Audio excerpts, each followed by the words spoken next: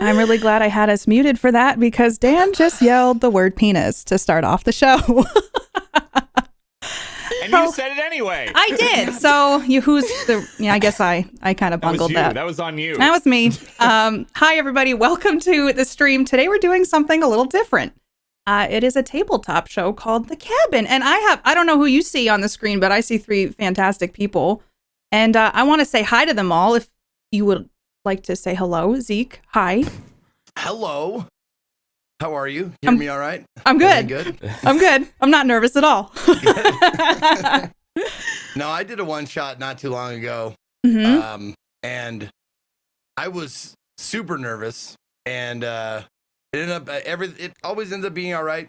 Like, there's never I over prepared for everything and still found stuff that I wasn't prepared for. That's the life of a DM. Yep. Or GM, whatever. Yeah, go with the flow. So, hello, Dan. How are you? Hi there. Hi, I'm doing fantastic. I didn't wake up early for this today, but I did get ready faster than I normally do. And I ate breakfast and everything, so I think I'm pretty prepared. Like, this is great. And the nervousness, I get that so much. Doesn't matter how long you GM, you always get nervous. I was telling everybody, I get nervous before any like RP shows anyway, but this is another level of it. Hi, Ellie. How are you doing? I'm good. How are you? Good. Are you ready? Are you ready for this? I think so. I'm also on the nervous side of things where it's just you prepare as much as you can and you're like, okay, I'm ready. Let's go. Mm-hmm. And no matter what, I'm going to be nervous. Yeah. So.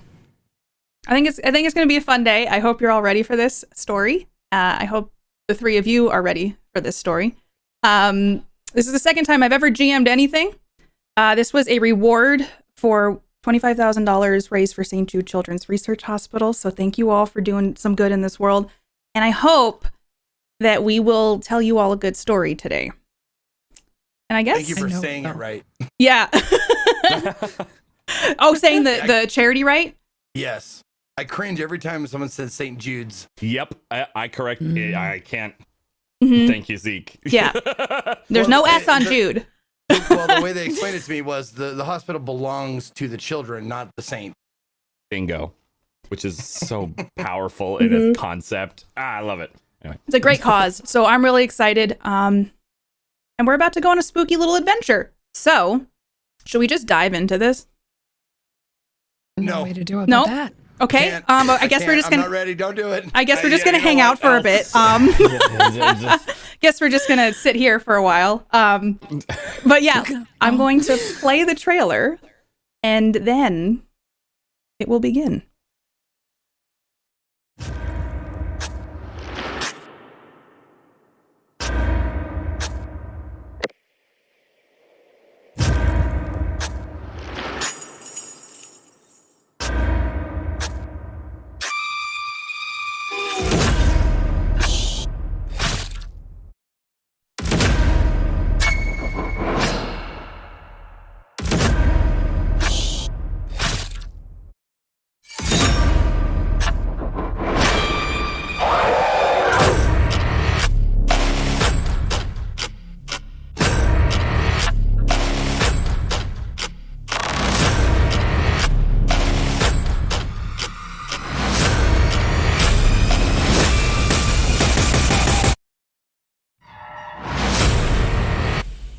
Please be mindful that the show you're about to watch may contain disturbing content, violence, mental health topics, and a trip to a place unlike any other.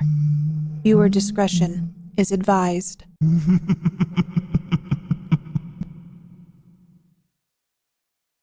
It's an average December night, a Saturday night to be exact. We start up high above, looking down from the clouds in the night sky to a road that winds and curves in the New England forest. The pine trees are starkly contrast against a light dusting of snow that's starting to melt.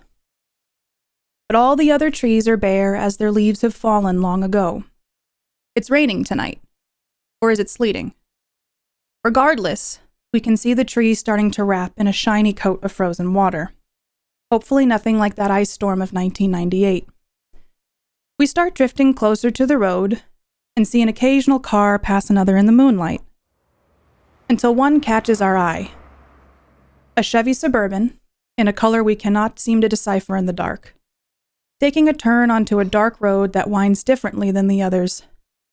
But as we get closer, we hear the hum of the road and the engine, the swish of windshield wipers, the music on the radio. And as we enter the warmth of the car, our nose fills with the smell of old leather seats mixed with rain that has just hit cold pavement. And we hear the voices of 3 people who I'd like you all to meet. Sitting in the front driver's seat, and the owner of the Chevy Suburban, is Francis Bull Perino. What does Bull look like? And tell us a bit about him. Well, Bull's a big guy. He's about 6'5", 6'6", if you ask his college. They always round up, of course.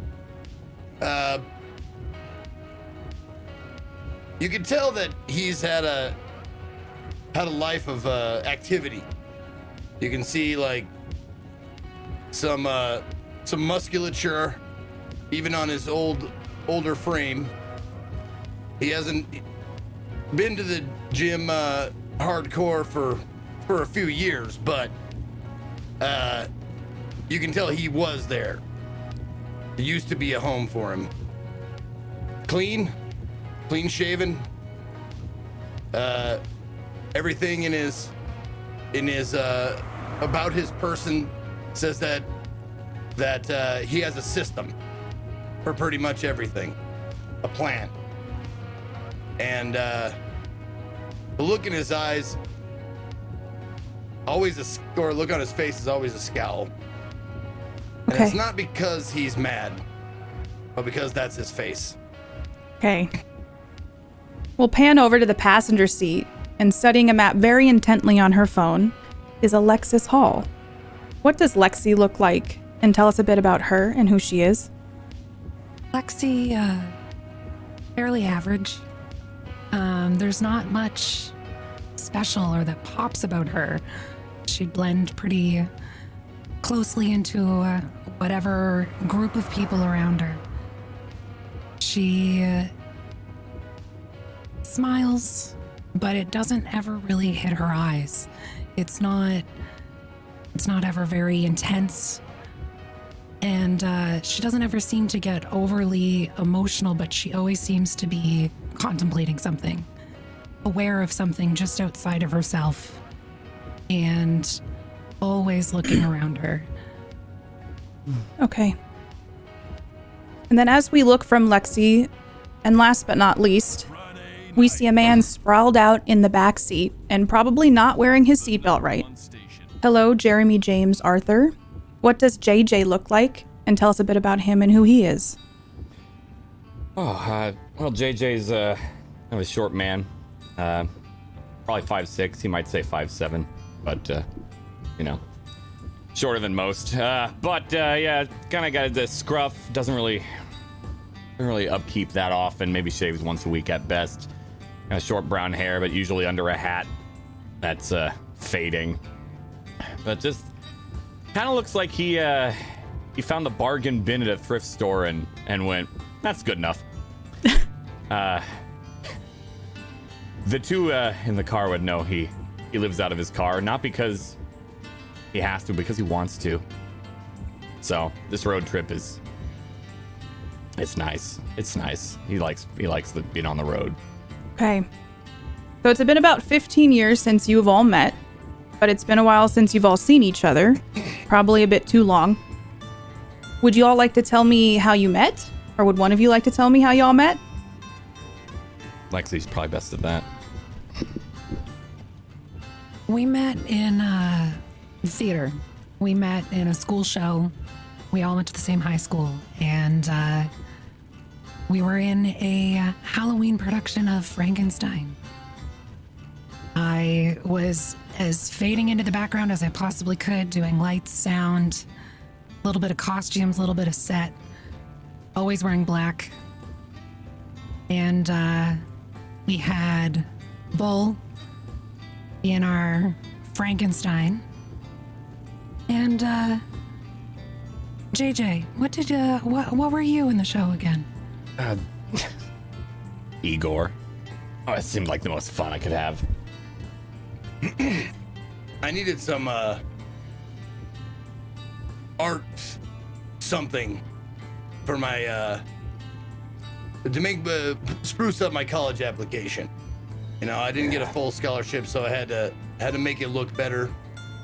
But it was either that or jewelry, and I opted for the theater, because I know there's some old pro athletes that had done some movies and commercials and stuff, so I thought I might be able to do it. And I went down there and I auditioned, and being how big I was, they said I'd be perfect to play the monster. Learned that it's the monster, not Frankenstein. Frankenstein's the guy. Right. The monster's the monster. So that was a learning experience for me. And then I met these two, and I don't know. It was different than the people I was used to, you know? Mm-hmm. They're so loose. Who would have? Yeah. Yeah, who would have thought a jock, a quiet girl, and a guy who was up for anything would discover that they had more in common than they originally thought. One of those being visiting haunted places and staying overnight, mostly at the suggestion of, I believe, JJ. It got you out of the house. It gave you some independence, something to conquer, something to be curious about. But that was high school, and you're all about to turn 30. So after a quick trip down a creepypasta, a Reddit post, and a website called New Hampshire, the cabin stood out to one of you. Why? Who would have found this place to go visit in the woods? Would there be one of you? Probably me. Probably me. He's the one who's been around the most and heard the most things and would know which places to go, or, you know, hearsay, or, you know, just from being around. Yeah, I mean, I was listening to the radio, and I heard, you know, one of those like late night, like, oh, the myths of New Hampshire, you know, and I was driving around and I'd heard this New Hampshire website and went, well, okay, I gotta check this out, and forwarded it to Lexi and Frank, and All right. You're always one to suggest us and found the cool spots. it's just fun that way. Sometimes y'all wanted to sit around and do a whole lot of nothing. Okay, have a G&T or something neat. You know, or we Name could like go that, out. I thought it was gonna be some Harry Potter nonsense. It sounds like that, doesn't it? It sounds like a kid's place, like New Hampshire, like a Disney. Yeah, I mean a little bit, but Let's hope it's not. the internet forums like to be cute about that sort of thing. Everything else sounds pretty legit. Old man in the cat, like Old Man in the Mountain, you know, myths that last a while. Like this was what, the 1600s. That's a myth that lasts a long time. A little founding to it. So do we know like what this place has in store for us? What do we? Well, on the website, there what we're in was for? some suggestions of like, oh, here's some rumors of what has been tied to this place. It's in Franconia Notch State Park, which is, yes, home of the Old Man on the Mountain, which has fallen off and then was reconstructed and held up by mesh wire now. Just a fun fact for you. But there's rumors that a witch was drowned near this cabin. There's rumors of a man that they've seen walking the woods, haunting the woods on cold evenings. They're saying that there was like almost a slasher thing that happened. Co-eds went and stayed there in the 70s, and then they were discovered dead. An old man passed away there. So there's like rumors of people that might haunt this place. And then there was a comment section where they talk about, you know, people who've been there like, well, something grabbed my shoulder, don't go there, those kinds of things. So it's very generic, but there's just a lot of things that might be tied to this place. Yeah, It's a great place to spend the night. You sent me a link for. I didn't look at it. I'm sorry. That's fine. I didn't figure you would. You're not the navigator, huh? No. Gets me away for the weekend. I'm happy to be out. It's been a while. It's been a while since we've done this. It's nice.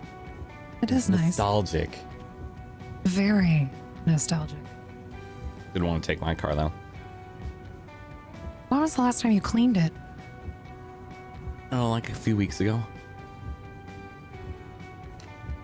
At least it was a few weeks ago. Yeah, I got some new air fresheners, you know. Your favorite radio station's favorite radio station. All right. How? So, is there anything you would like to do before you continue on the road? Are we there yet? How long would the map say? Probably about another hour, so not too far. All right. I'll probably just take a nap. Do you need me to wake? You need a spot for like deer or something? I got that. You close your No. eyes. Any deer on the road, they're dumb enough to get in front of this. I mean, I'm not cruel or anything, but the best thing you can do is just drive straight through them. Never swerve. That's right. Yep. I'll let you know when we get close. Thanks, Frank. All right. So, you know when you're on a drive and you just kind of arrive and don't really remember what happens in between, like perhaps there's good conversation, you're tired or whatever, but you get there. You get to the cabin.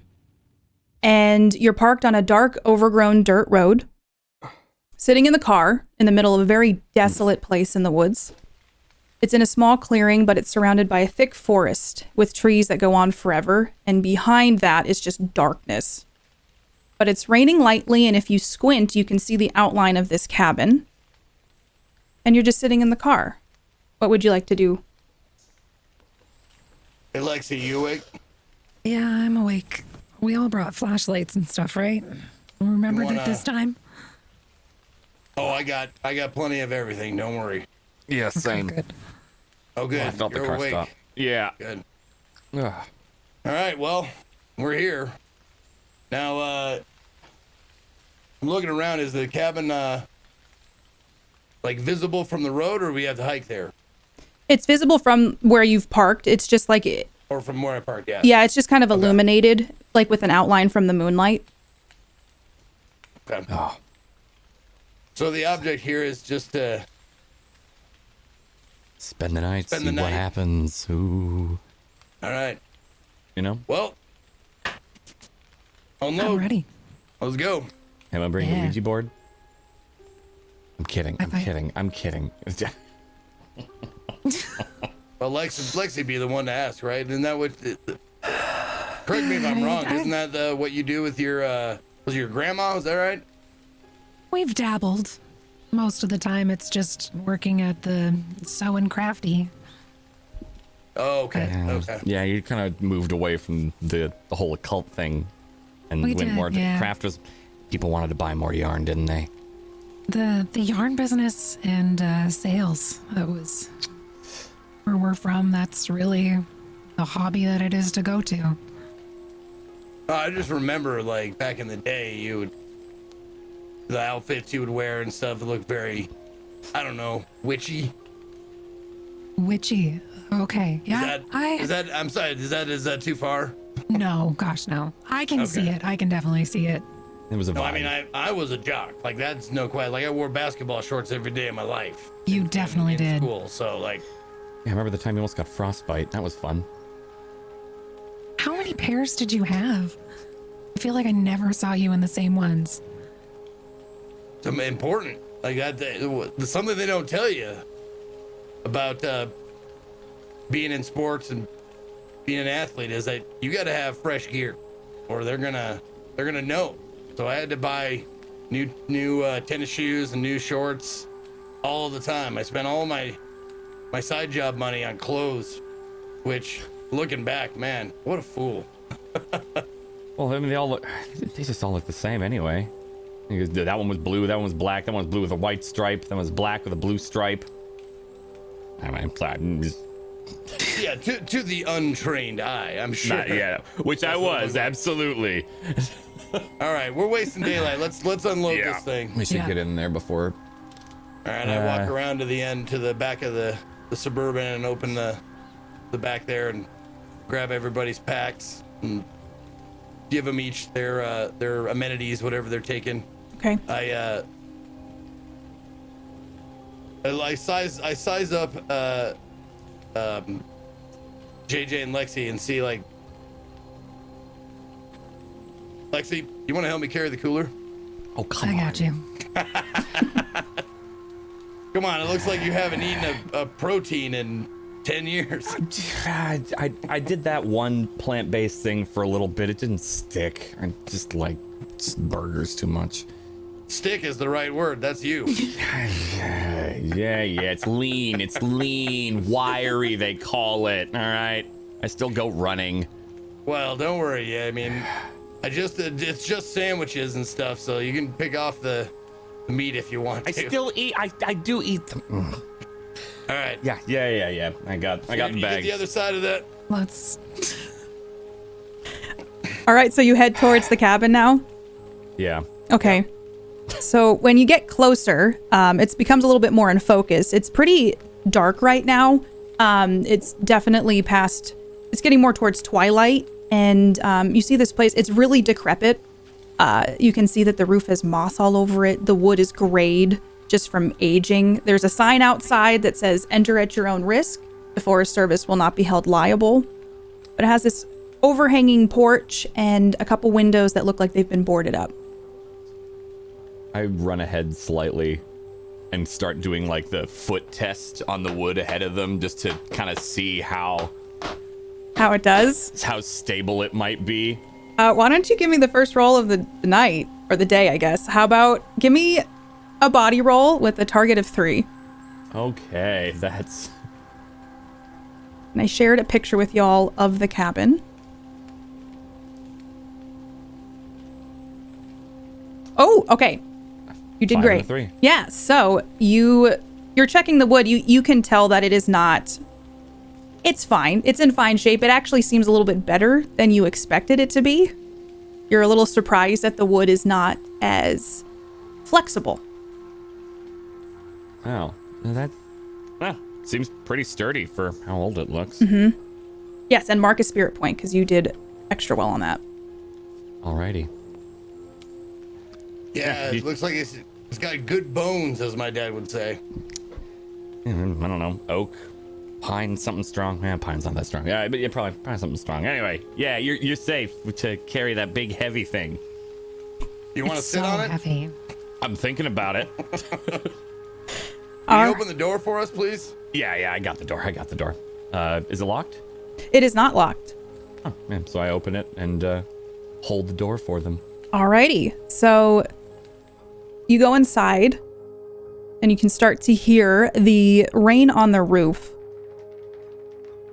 And it's very dark in here. There's not a lot of light, and there's some graffiti on the walls. There's old wood paneling. There's mold. There's just things that have been left behind from prior lives, it looks like. Maybe a doll or a chair that's just kind of sitting there. There's a mishmash of things, but this room is very dark and you can't really see very much. This Love to a pull great choice. Just set her down there. Okay. The door there. All right. And I pull out my flashlight and I look around to see, like, is this a place where teenagers come and, like, are there empty beer cans and, like, you know, that kind of stuff? When you scan the room, it doesn't look like it. It looks like maybe there was graffiti done ages ago. And Okay. there's no, like, you know, blankets on the ground or beer cans or anything like that. It's just random old things that look like they have no rhyme or reason. There's a chair on its side, a crate, just random things. But you're starting to hear thunder outside, which is unusual for this time of year. Ugh, freak storms. It doesn't seem like the roof is leaking, though. That's a good sign. Did we get everything from the car? Do we have to grab anything else? Got my pack, got sleeping bag attached. You got your sleeping bags and such? Yep. We got everything that we need immediately. We got emergency supplies in the Suburban if we need it. You know, Okay. all that stuff. Satellite phone, tank, you know. Oh yeah. No, I don't like to go without my tank. It's a small tank. It had to fit in the Suburban. Right, of course. That's why I got the extended cab, yeah. That's right. Okay. Well, do we want this? We'll just set up in here. Yeah, maid room is usually Nice. probably the best call. Yeah. Looks like there's a fireplace. Is there any wood here left over from the last group? Does No. it work? There's no wood or anything. There's just... Ah. You could break down the well. chair if you wanted to. Did we pack wood? I don't think we did. I mean, again, we're just fingering the rough. I got a hatchet. Yeah. You want to make a fire in here? Is there a fireplace? Yeah, there's a small fireplace. Maybe would investigate the flue before I would just make a fire in it. It's a pretty old. Yeah, of course. Yeah. There might be a raccoon yeah. in there or something. Mm-hmm. All right. Yeah, I'll go in check the fireplace for its usability. The door has been kind of like cracked open a little bit. And then you just hear it. You hear it close. The front door. The freaking wind. What are you talking about? It's a I would go ghost check telling it. us to welcome. That's right. My mistake. The breath of a friend. That's right. So are you just setting yourselves up for the night here, like putting out a sleeping bag, all that kind of stuff? Yeah. Well, yeah. already. If the chimney's good and the fireplace is good, then I'll take my hatchet out and go get some kindling. Okay, so you're gonna go back outside. I'd say get some of, as I see you trying to leave, just chop down just cut off that chair. It's old and it's dry. It's wet outside. You're gonna have a hard time lighting anything we find out there. I don't know. It kind of belongs to the house, don't you think? I mean, it adds to the ambiance. I heard that word once. There could be some spare wood on the porch or something. Yeah, that's fair enough. Someone could have left something. Yeah, all right. Are you doubting my foraging skills? Come from a long line of foragers. We would never Yes. doubt your foraging skills. Sorry, no, I would never. Right. All right. Well, I'll tell you what. If all else fails, we'll use the furniture in the house. But All right, I'm sure the ghost will forgive us. I'd rather keep it intact if possible. And don't want to piss off anybody that unduly. Fair enough. Fair enough. All right. I go to my pack. I grab my hatchet out. You can see it's old, but it's very much like cared for. At least it has been recently. He knew he was going out, so made sure it was sharp and stuff. Okay.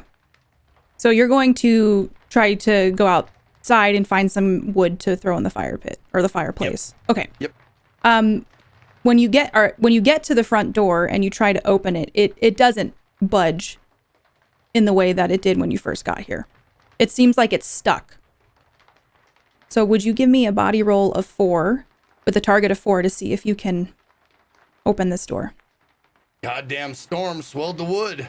Ugh. Hold on. Let me give it a little shoulder. I've got this. Oh, do I do my number of body points for the dice? Yes. Okay. Okay. So as you do this, you rip open the door and you notice that the patio is still there, but when you look out, everything has gotten very dark past the porch. Almost like the moon has kind of set, and all you can really see is if you have your flashlight out, what you shine it on. Yeah, I have my flashlight out. I'm looking like. When you So flash, it looks like the flashlight pierces the darkness, but nothing else. it's like shining through dark, but there's nothing that it's landing on past the porch. So there was thunder. That means there's lightning. So, is it pretty regular? Like if I waited here for a couple of minutes and waited for lightning to strike, so I could. When you look up, look? you would just see it kind of shoot across the sky, but not light up anything in the landscape. God damn it! All right. You got the door, that's good. Yeah. Might want to not shut it all the way. Just kind of keep it. Because if it swells, it's gonna. I mean, it took me a little bit to get through it. So. Got a wedge or something? Is there any in there Stick wood on that the chair. porch? Stick Oh, that the chair. Yeah, I grabbed the chair. There you go. Did any of you All bring a phone with you? I'd have my phone on me. I would but have my phone as well. Okay. I'm not looking at it. You all start hearing this kind of staticky sound coming from wherever your phone is. I'd pull it out from my pocket and take a look. Yeah, same. All of the screens on your phone are cracked. What the fuck? What? Oh, God, did I sit on this? Ah, damn it. Ah, Did you sit on your phone? I guess. I got the screen cracked on. I must have slept on it or something. Mine's cracked too. I was using it in the car for the map, but Maybe you bumped it when carrying it in or something. Does it look like there's any apps open or anything like that? Like, No, if you like tap it, it'll light up, but the screen is just destroyed. all of our screens are destroyed? Yeah, all three of you.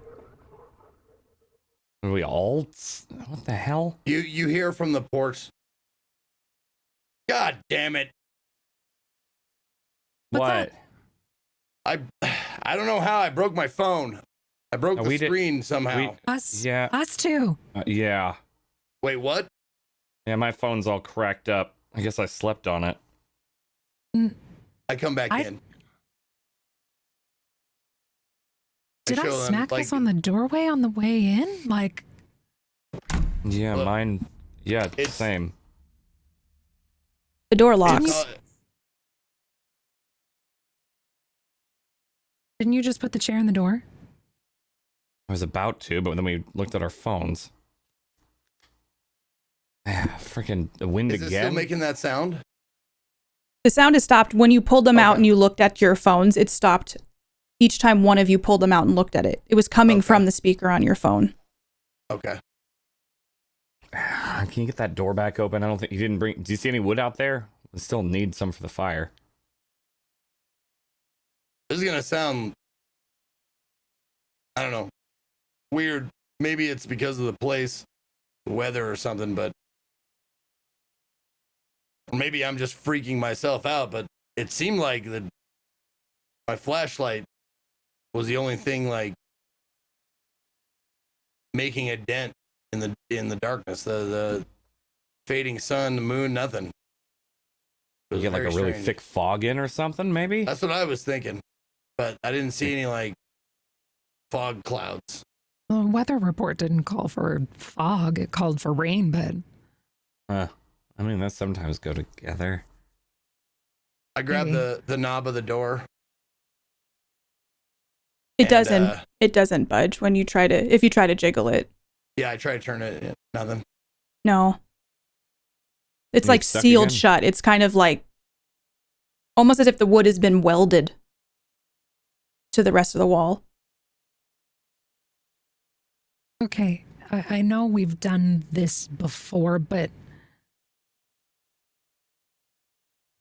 this is something something doesn't feel good.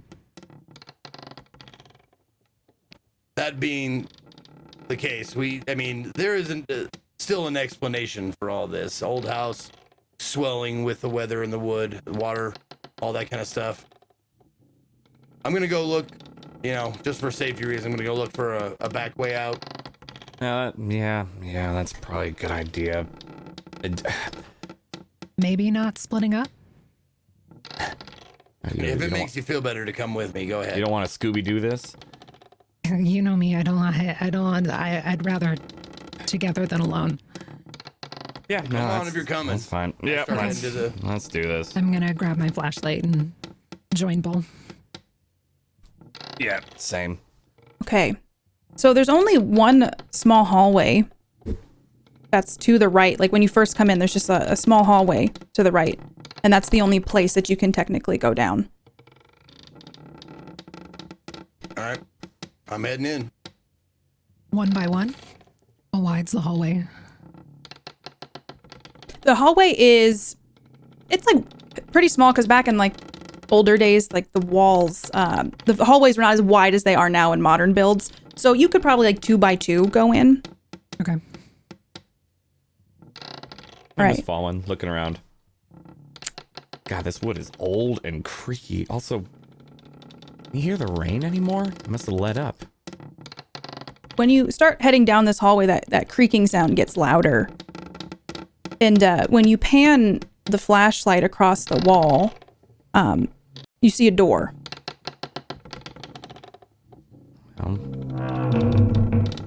It opens. Maybe the house is just shifting. Hello? Yeah, or someone's here. Yeah, hey. Nothing, you Anyone just hear there? the creaking. I don't want to accidentally hatch you in the face if you surprise me now. We're just visiting. We can leave if you live here. Don't mean to impose. We were the only ones who booked this weekend, right? I mean, yeah. Yeah. I shine my flashlight like through the door. I'm approaching it. Okay. I'm still following. Still following. So are you looking inside of the room, or are you just kind of like shining the light to see if you catch anything through like the crevice that has cracked open? Oh, it's not like all the way open? No, it kind of started opening maybe like a fourth of the way, so you could Okay. see pretty well in there if you wanted to. Yeah, that's what I'm doing then. It's the same kind of wood paneling walls that are in the rest of this cabin. They're covered in moss. There's mold, probably black mold. The walls are gray, but it's just from like, you see a fence that's been outside for a long time. It's kind of like that similar color. But what's weird about this room is you see that there is a light. Just look like a light coming in from the ceiling. But without going in the room, you can't really see more than that. See anything? Not yet. I put my hand on the door and I open it slowly. Okay. When you look around, it's a very basic, boring room. But what's weird about this room is there is like a crack in the ceiling and there is light kind of coming down from there. And it is highlighting a spot in the floor where the floor warps very deeply down in the middle. Yeah, that's not stable. Definitely not. Yeah, best make our way around. Keep to the close to the walls. Was there any? Is this the only door in the hallway? I'm looking, like, checking around. Yeah, this is the only door in this hallway. Yeah, it's the only way to go. Okay, so there's the big, like, divot in the middle of the room. Mm-hmm. Is there another door on the other side of it? No, there's not another door, but if you're looking around and if you shine your flashlight down in the divot, you can see that there is something covered with fabric.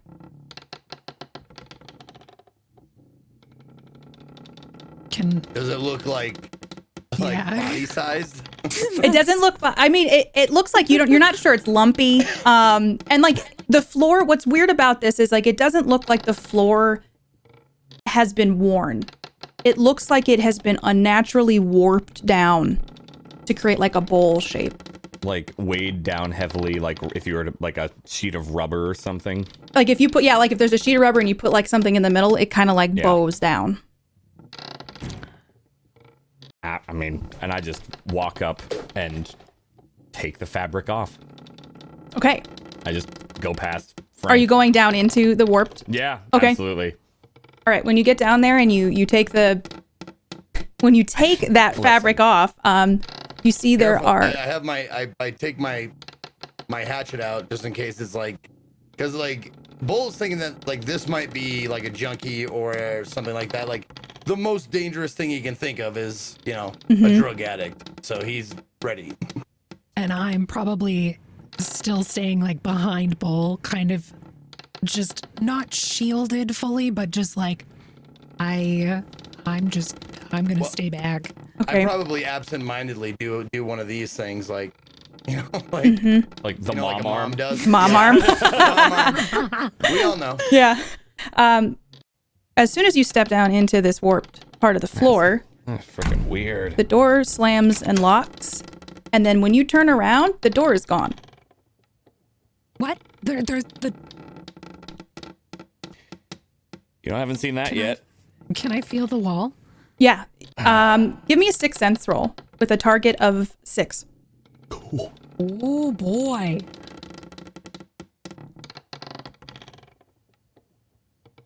Okay. 6 and a 1 and a 4. When you touch the wall, you feel like this indentation. Like there was a door there at one point, but it's gone now. It's fully gone. I can feel it, but it's gone.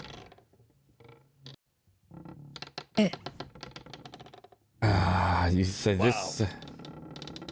What was under that? What was under the sheet? Well, the door slammed before I could get to it. I just stepped in here. Is there any other? I'm like looking around with a flashlight to see if there's any other doors, windows, anything in this room. No windows, no doors, just wood paneling, this warped bit of wood. And when you pull that blanket off or that fabric, so now you see there's a fabric.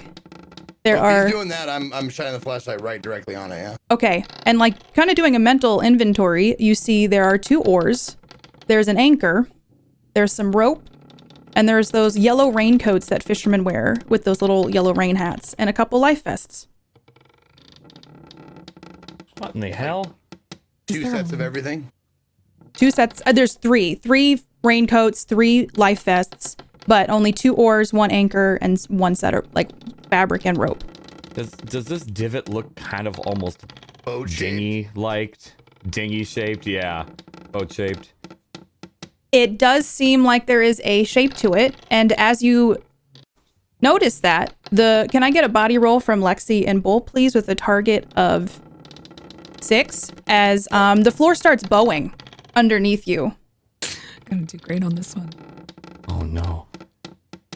Okay. That's a 1.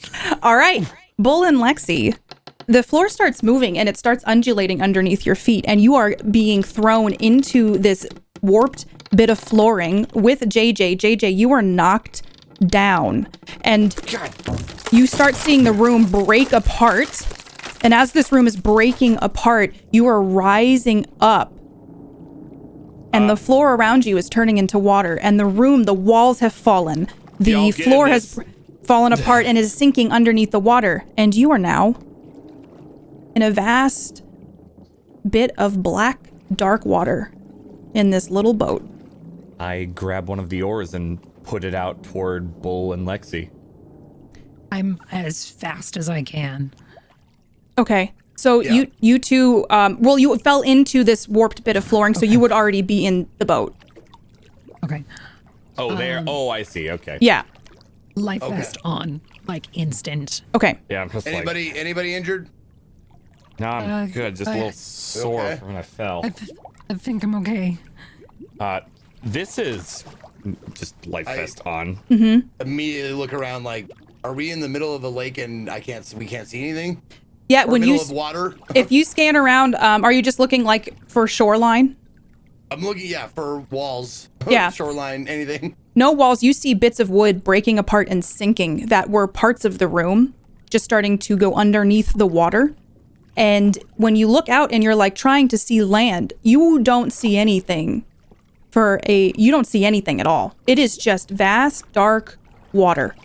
The water's black. It is not like crystal clear Caribbean water. It is not even like any water you've ever seen. It looks like the water is literally black. Okay. Well, I'm gonna not to scare you, but I'm gonna do something loud real quick. Okay. Echo! Is there any sort of echo? Dead silence. You hear the lapping of the water on this boat, and you know now that you're in this, you see that you are in a little rowboat. It does have those things in it that JJ uncovered, but you don't see anything at all around you. There has to be a gas leak or something. What the hell? We gotta get okay. And life vest on, I guess.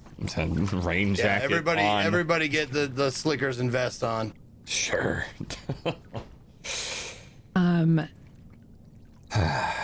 JJ, I'm gonna ask you this once, and I want an honest answer. Did you fucking dose us? No. I didn't think you would do that, but I had to ask because I feel like I've been dosed with some sort of hippie drug. No, I would never do that. This doesn't feel like the last shroom trip I had wasn't this bad. You're all sitting in the boat, right? Yeah. Okay. Yeah. Go ahead, Lexi. Can I take my flashlight and just look at the water like close to the sides of the boat? Yes. Will you give me a psych roll, please, with a target of 3? Do I get my +1 on that one? Yes. Use your +1 for this.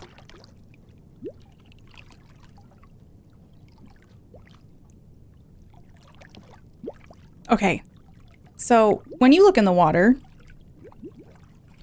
you're kind of panning it around, trying to see if you see anything, and it is just like hitting darkness and kind of bouncing back until you land on one spot and you see something move underneath the water, and it bumps the boat and starts to send the boat creaking. Just like I didn't want to interrupt you, but as soon as she starts like any sort of leaning over the edge of the boat, I stand up.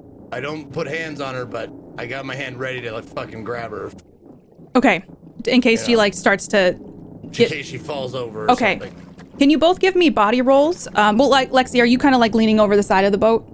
I would be gripping the boat in Okay. death grip. Like I'm just So- like, I want to see, but I'm not putting myself in Okay. any. So, Bull, I need you to roll me a body roll of 4 because the boat got knocked by something and you were standing when it happened. Okay. Okay.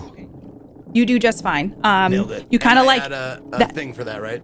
I think you, What At was a the body thing? roll I needed to roll? If I roll a 6, oh do I yeah, get- yeah, you're good. You got a 6, so you were golden. So Okay. that athletic training that you've had your entire life, like you center your body weight and you hold on to Lexi, and it's almost like, okay, you were prepared for it even though you weren't. Right. Do I add a spirit point though since I got over it, or is that how that works? Oh yeah, you have to have at least 2 successes. So not on this one, but if say if you got 2 6s or something in the future, you can. Gotcha. Okay. I was gonna ask that about the other one that I rolled too. The other one you did get. Yes. I got 2 successes. Yes. Yep. But this one I did not, so we're good. Okay. Yeah. Lexi, I want to see how good of a look you got for this. Can you roll me a 6th sense? You were pretty focused on this. Yeah. With a target of 3. Whoa, shit! Oh, hold on, everybody. Sit down. Frank, God.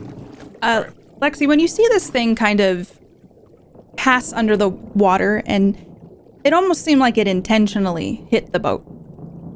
But what you see is skin. And it is covered in scars.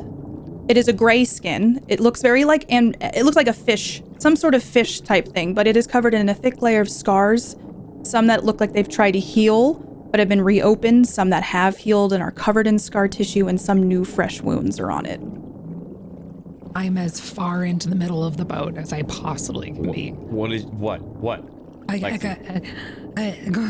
Looks gray skin, scars. Is that a whale? Is there a freaking whale out here? Was it? It wasn't fishy, like, was it? Like, it wasn't scaly. It was like smooth, like skin. I think. Or Can you give me a psych roll to see if you can like pinpoint what it might be? With a target of, let's say, since you only got a glimpse of it, how about 5? okay, and that's adding my +1s just always, right? Yeah. Okay. Okay. So, was it a whale? Was it a dolphin? Was it a shark? Okay. Some type of aquatic whale, dolphin, shark, not. Ooh, something. Okay, so we need to. Well, I mean, if it's gonna knock a boat with 3 grown adults in it, that's one big damn dolphin. Yeah, we should. I grab the oars and kind of put them in the rowboat notches. Like, we should probably go or try, see what happens. Can Yeah? I don't know if this is something that I would know whether it would be better to, like, if it was a shark or some a predator of some sort, would it be better to stay still or to get out of the area? I don't know. That's what I'm saying. Like, should I roll for that or should I? How about? Yeah, I will have you roll. How about you do a mind roll for me or a psych roll and a target of 5. Okay. Oh damn. So you realize I watch the fucking Nature Channel every night before I go to sleep. I just want you to know that I'm very, very in tune with animals. That we share something. That's why they call me Bull. You would know that like sharks, if they hear flailing, if they hear any sort of commotion in the water, it generally does draw attention, and they think, oh, it's something in danger. Okay. But JJ, had you already started to put you already put the oars in the water, right? I was putting the oars like in the notches. In the notches. That's why I said that, because I would have like stopped him. I mean, like, yeah, I didn't start rowing yet, but I was getting ready to. No. But now it's good to be ready. Or I say it, like, more quietly. I don't know if it, like, whatever. What? It's good to be ready, but if it's a predator animal, it's best if we stay still, because if it senses us splashing around, it thinks we're wounded like food. So maybe if it bumps us again, by all means, let's get the fuck out of here. But okay, all right. It might leave us alone if we stay still for a minute. Keep them in the notches, but pull the oars up and in. Yep. And I sit down like beside him and grab one of the oars. Gotcha. I would point my light forward as like, so that they could see potentially what would be forward or back. Okay. Kind of panning. When you do that, you shine the light in the water, you all get a glimpse of this thing. Its eye rolls back a little bit to see, you see the white of it. And as it passes, you see the size of this, and it's very clearly now a shark. It's not like a shark you've ever seen on Shark Week. It is similar. Megalodon. It looks like a great white, but it is at least 30 feet long. Covered in scars. You all see the scars now. What in the hell? That's some dinosaur prehistoric shit. Yeah. You ever see that on your shows? Yeah, but only in bones. Are you training the light on it, Lexi?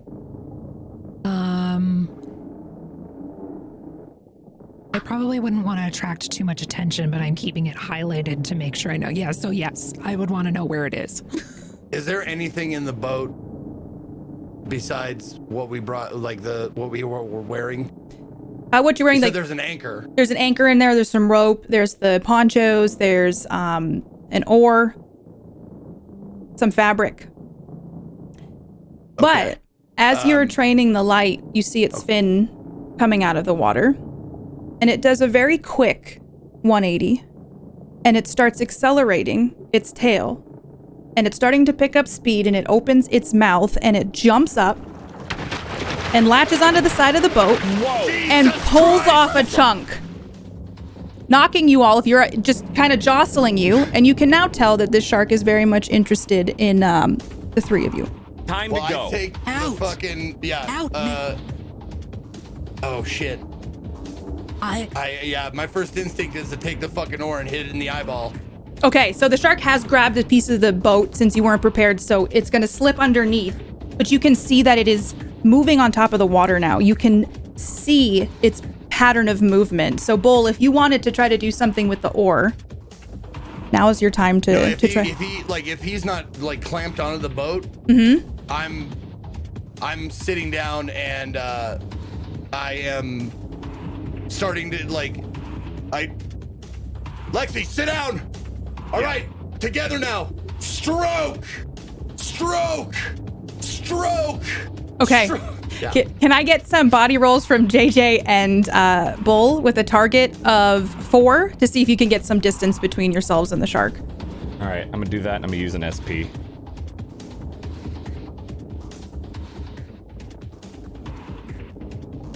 Oh, I'm glad okay. I did.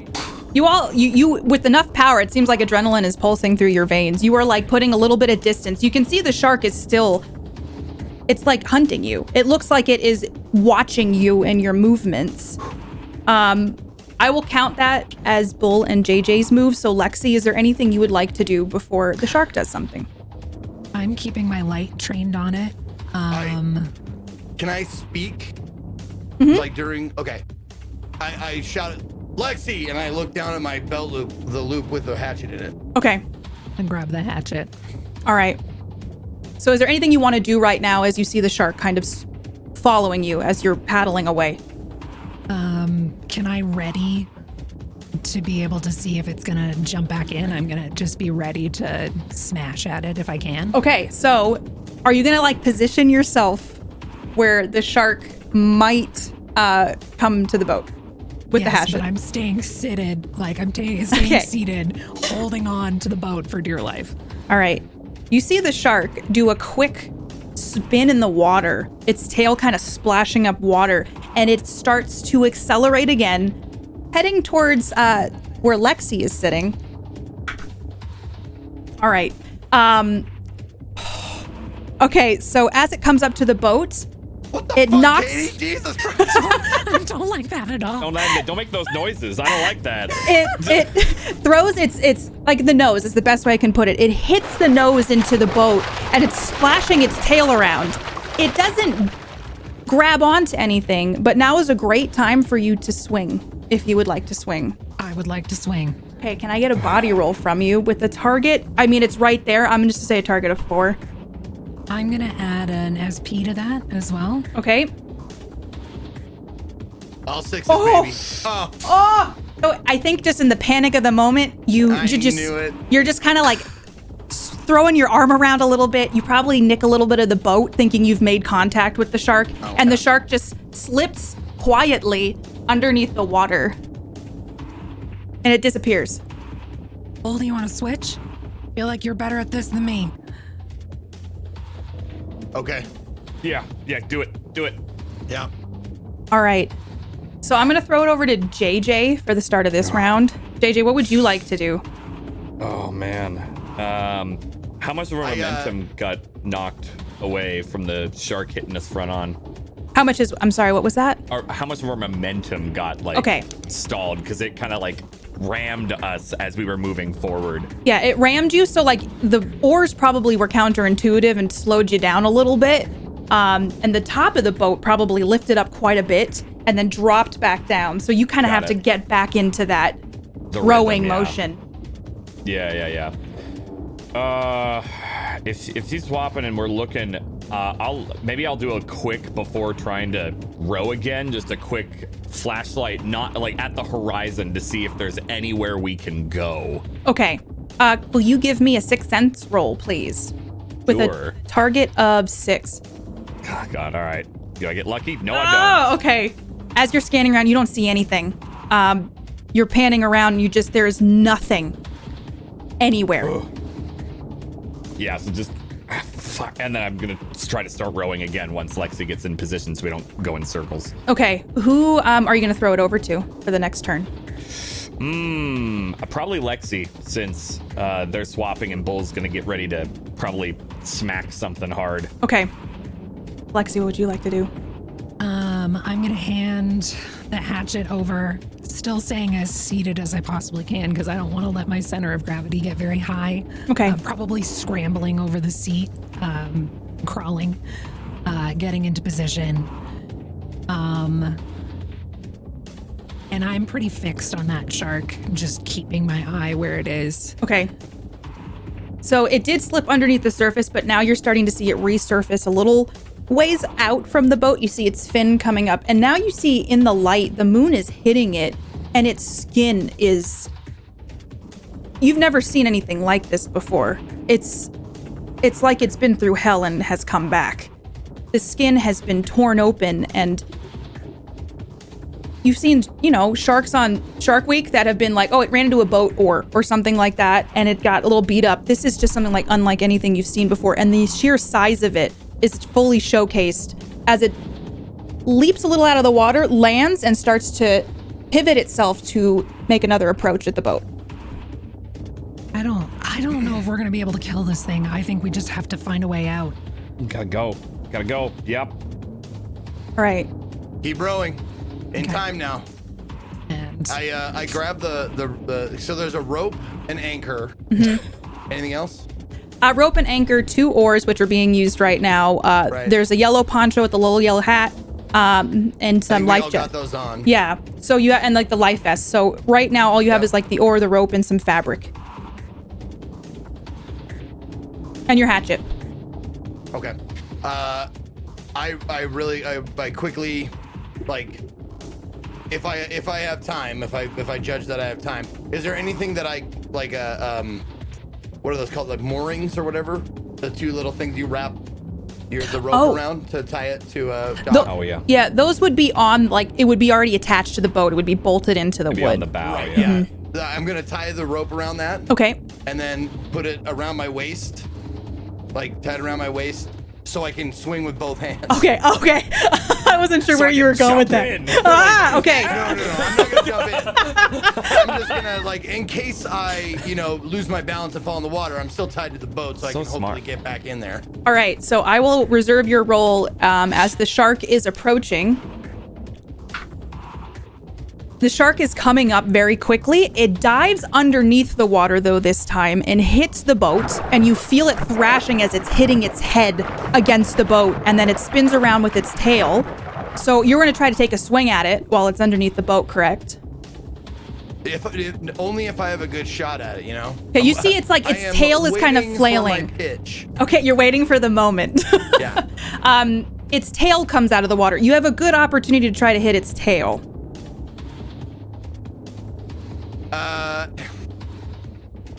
Yeah.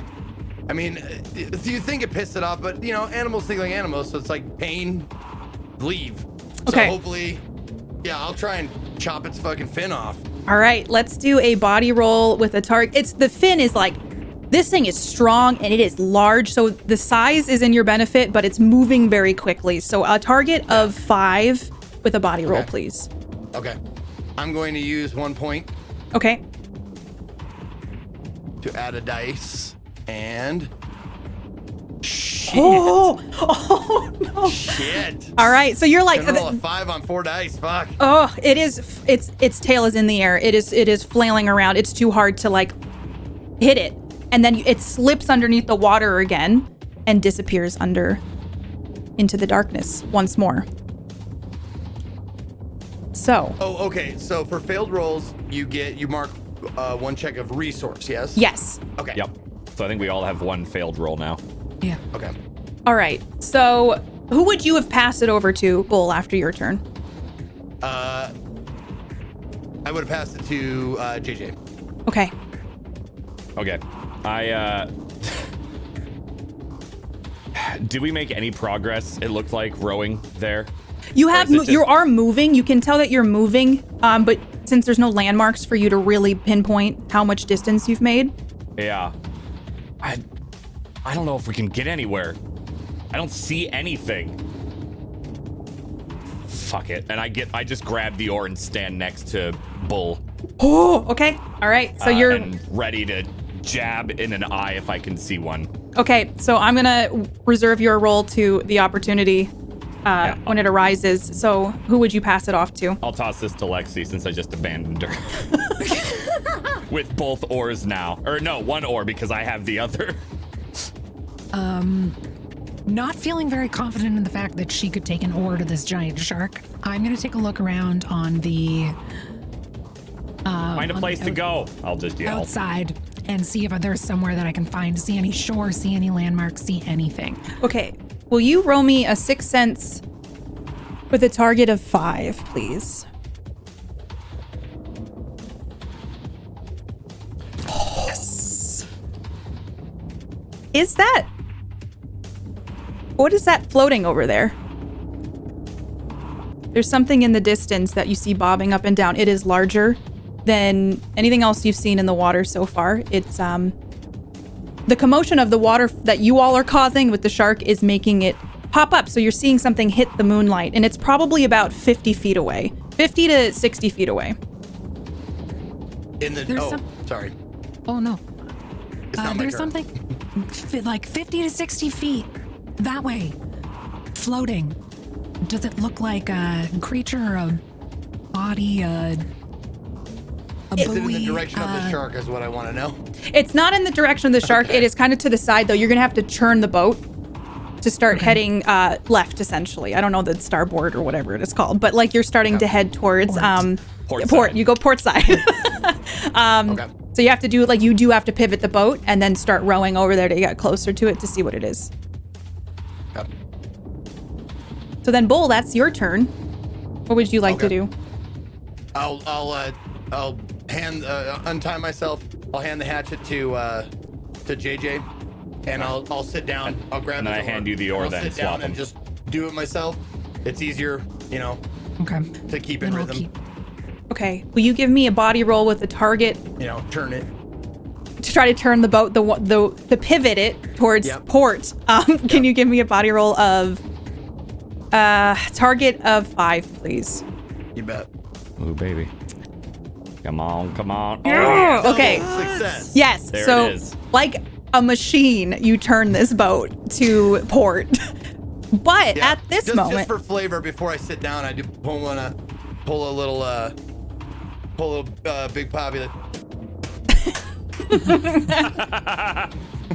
all right. So while you're pivoting, though, you see the shark start to notice that you are turning the boat, and it is going to head directly towards the back of the boat. Is that where you are at, JJ? Oh, yeah, I'd be putting myself in between the sharks. Sorry, I suppose I didn't know who I was. Okay. Yes. All right, yeah. So you see the shark start coming towards you, but it looks like it accidentally misfires where it was heading towards. So it misses the boat. You do hear it kind of start splashing in the water a bit. Not sure why it didn't make contact, but its head is directly next to where you are right now, JJ. Beauty. All right, I'm gonna use one of my abilities, Okay. which is in a high stakes situation or a situation where you need to be quick and fast to automatically succeed a body roll. Oh, snap. Okay, so So it's very much hatchet down and try to yank it as What's I see that? it's missing. okay. What's that ability called? That is called Act Under Pressure. And I feel like we're doing exactly that. All I can do right. it once a combat. So you hit the shark directly above the eye, which is a bad spot to hit a shark. Its eye, Arden, explodes and starts oozing into the water. And you see these scars that are covering its body, and it's grotesque to see up close. But it's almost like you feel bad for it because it's almost like it must be in pain all the time. But you are adding a new scar to this shark. And as you drag the hatchet, How do you like that, you ugly bastard? it throws its head back. You see its rows of teeth as it sinks into the water. Can you roll me a body roll just to see if you are able to grab that hatchet and keep it in your hand before it slips underneath the water? I'll give you a target of 4 for this. Okay, I'm gonna use another spirit point for that. I don't want to lose Bull's hatchet. Oh, Okay. 2 5s. Okay, and I'll get that back. Yeah, you hold it, and it's like it's glued to your hand. And you just pull it out, and the shark, you see its teeth as its last thing as it slips back underneath the water. If a shark could scream, you feel like it would be screaming right now. Like, please stay away. Ugh, sit down. All right. Who do you throw it to, JJ?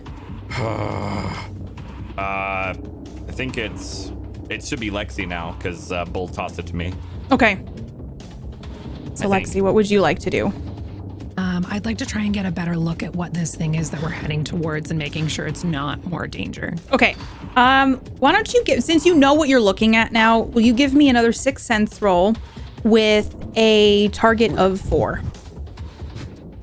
Out of curiosity, if you fill up your spirit track, do you get anything, or you just? You just have that. Those are there for you to use. So Okay. you don't get Okay. anything. They're just They're things there that to you can use them. spend. Yeah. Awesome. Gotcha. Ooh. Oh, okay. So you see that it matches the wood of the room you were just in. And it's a large piece of wall from the room you were in. However, there is something on this. There is a door on this. And something's telling you with a roll that good that that door might be something you could use. Bull, you're doing great. Keep heading that way. I think that's the door out. Sure. Door? What do you mean door? What are you talking about? There's a door straight ahead. Shit, all right. Just let me know. JJ, grab the anchor. Get ready to toss it when we need to stop. Oh, yeah. I hatch it in a belt loop Okay. and just sit but pick up the anchor, ready to toss it on the side. Okay.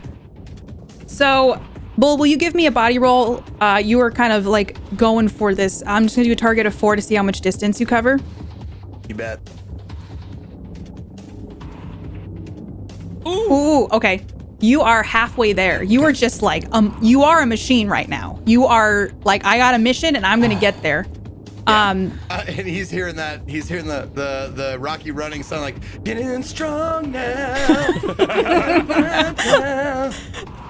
So, Bull is just hauling ass towards this piece of floating wood. And JJ, you're holding the anchor, correct? You're just ready to throw this. Yeah. Okay.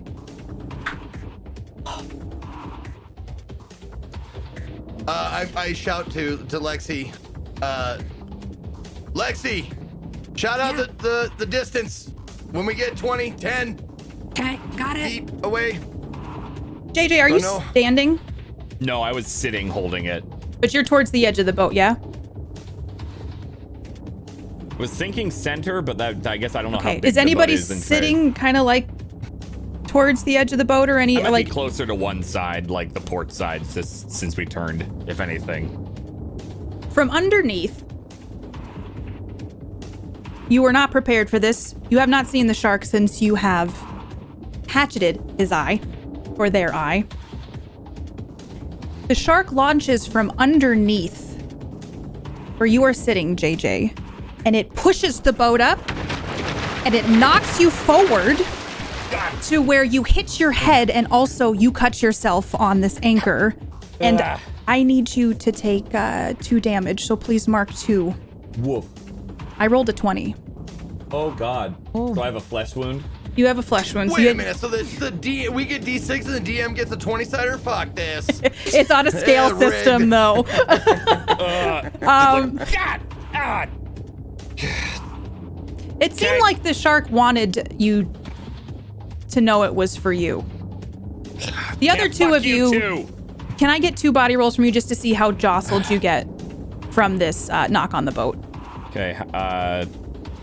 Target or just in Oh, general? yeah, sorry. Just I want to see how, like, Lexi, you do fine. You hold, I'll say a target of 4. Okay. So you all, I mean, besides you getting hurt, JJ, it was unexpected, but this shark does seem like it has a vendetta against you. All right, so Are we there yet? I was gonna say, Lexi, what would you like to do? What's our distance? I just would keep calling it out, getting close, The seeing if. Since the shark has knocked the boat, it kind of has made you a little more cattywampus towards this piece of wood. It has kind of skewed the boat, so you need to repivot a little bit. Not a lot, but you have to kind of re-situate yourself. But you're probably about 20 feet away now.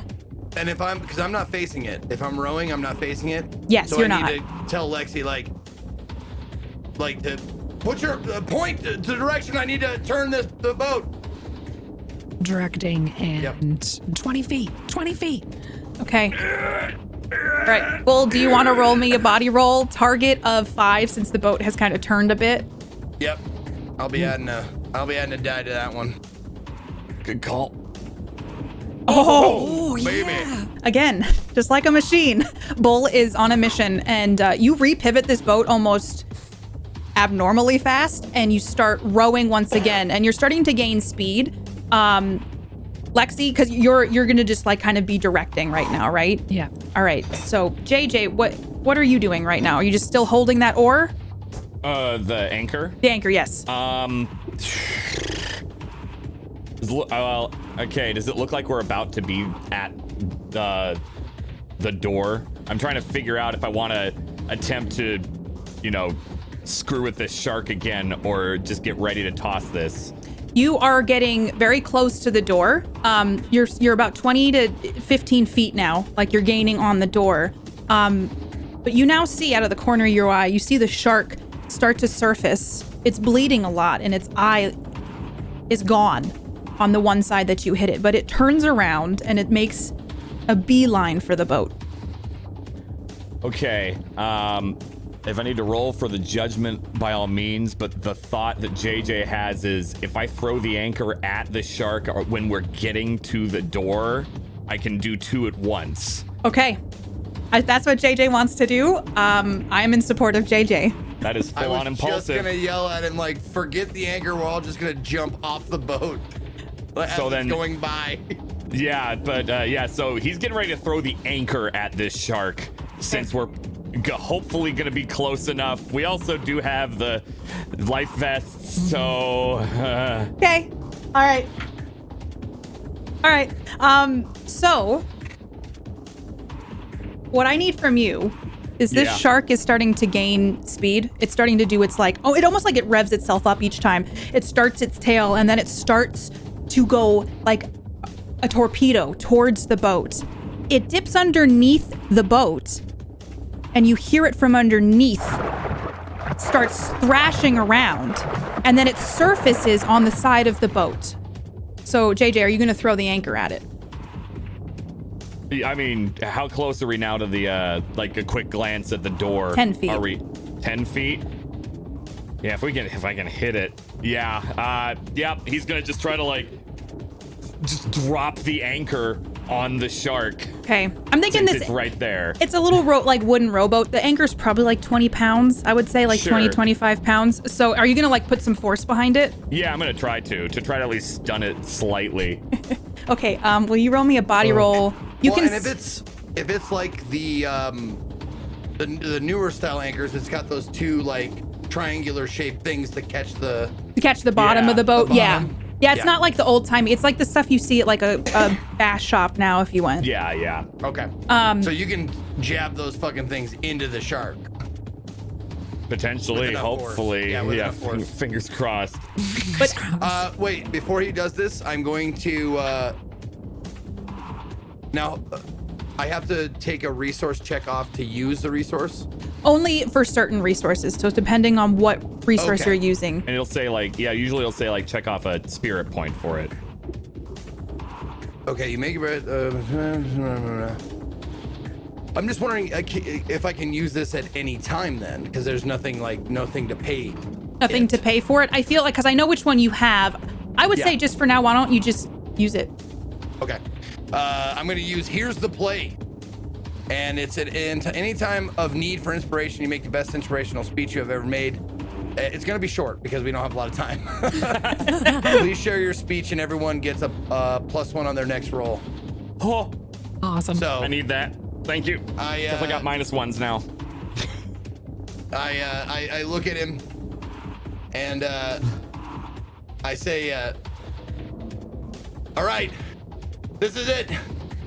No time on the clock. You got the ball. Anchor. Time to drive it home. Yes, do it, JJ. Do it, coach. I just yeet this. You yeet it? Okay. Anchor down on its head. All right. So you yeet the. Can I get a body roll, please? Yes, I'm using a spirit point. And you get the +1 from Bull as well. And the -1 from my injuries, so I just get the +1 from my point essentially. All right. It offsets. I need a target of 5. Yep. Oh, 6. Okay. Woo! The thing about this is as you... The last dice, I love that. That was what I needed. The last dice. You got it for me, man. Oh. I know it's random, but I feel like that's my dice. It was. I wouldn't have had that extra dice. You got it. As you bring this down, there is a small part of the shark's head where the brain is. And you take this anchor, and one of those little sharp knife type parts of the anchor sinks into its brain cavity. And you see the shark stop for a second. It thrashes one last time. And almost like one last hurrah, it cracks the side of your boat. And now water is starting to seep in.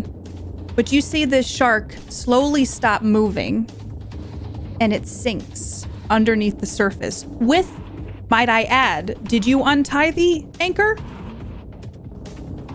from the boat? Okay, it's I done. took the rope and tied it around myself, and then I untied it. Okay, good. I'm really glad. Right. Okay, good. That's I good. wouldn't have done that. So you see the shark starts to sink down below the surface. And you can hear the creaking of the boat. Now you see water is starting to get inside of the boat. All right, hurry up. We're right there. We don't need to worry. Master Just Bull, pull please. us right up. Go, everybody go. All right. Bull, will you give me one last body roll to see, or is anybody helping to try, is someone putting their hands in the water? Is anybody helping paddle to get? Well, I'll be like just trying to scoop some of the extra water that's coming in. Okay. You said we were only 10 feet away from it. Yeah. It's And not. it looks like big enough for us to like stand on. Yeah, it's big enough for you to stand on. Okay. So then we just swim the rest of the way. It's fine. We got life preservers. Oh, We I got ain't life getting in that. preservers. Yeah, I don't want to get in the water. I'm not getting. I would be Listen, protesting that. Yeah. No. We're 10 feet away. Just keep rowing. We're almost there. Oh, I'm, like, I was under the scooping impression the water boat out. was like fucked. the boat it's got like a hairline crack in the side, and water is starting to fill it. Yeah, It's not like it's not it's not going down like super Okay, fast. Okay. No, I honestly pictured like the boat like cracked in half, and it was like Titanicing down. One thing to note is, Lexi, how much have you shared about your fear of water to Bull and JJ? They probably know that there's a. You don't large join us for fear. swimming, yeah. That's why we're here. You fucked us, Lexi. That's not my fault. Yeah, they probably both know that, like, I don't go near water Okay. if I can help it. Will you give me a psych roll, a target of 4 to see how freaked out you are right now?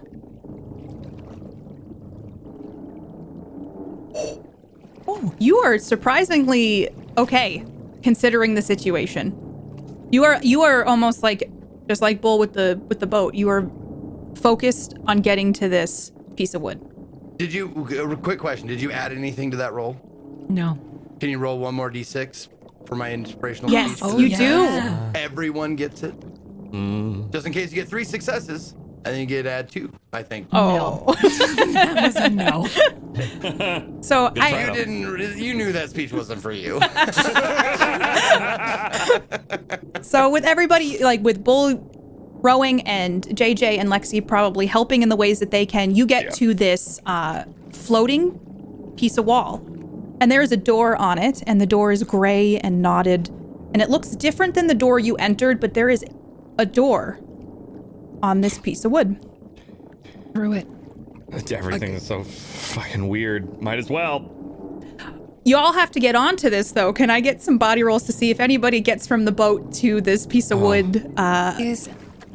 Yes? Is there any way to take the sheet or the, like, that we have and, like, is there anything on the platform that we could, like, loop it onto and pull ourselves, or, like... I do have the rope, yeah, specifically that was tied to the front of the boat. You could try to make, like, a lasso and, like, get it on the door handle, maybe? Point of order. Yes.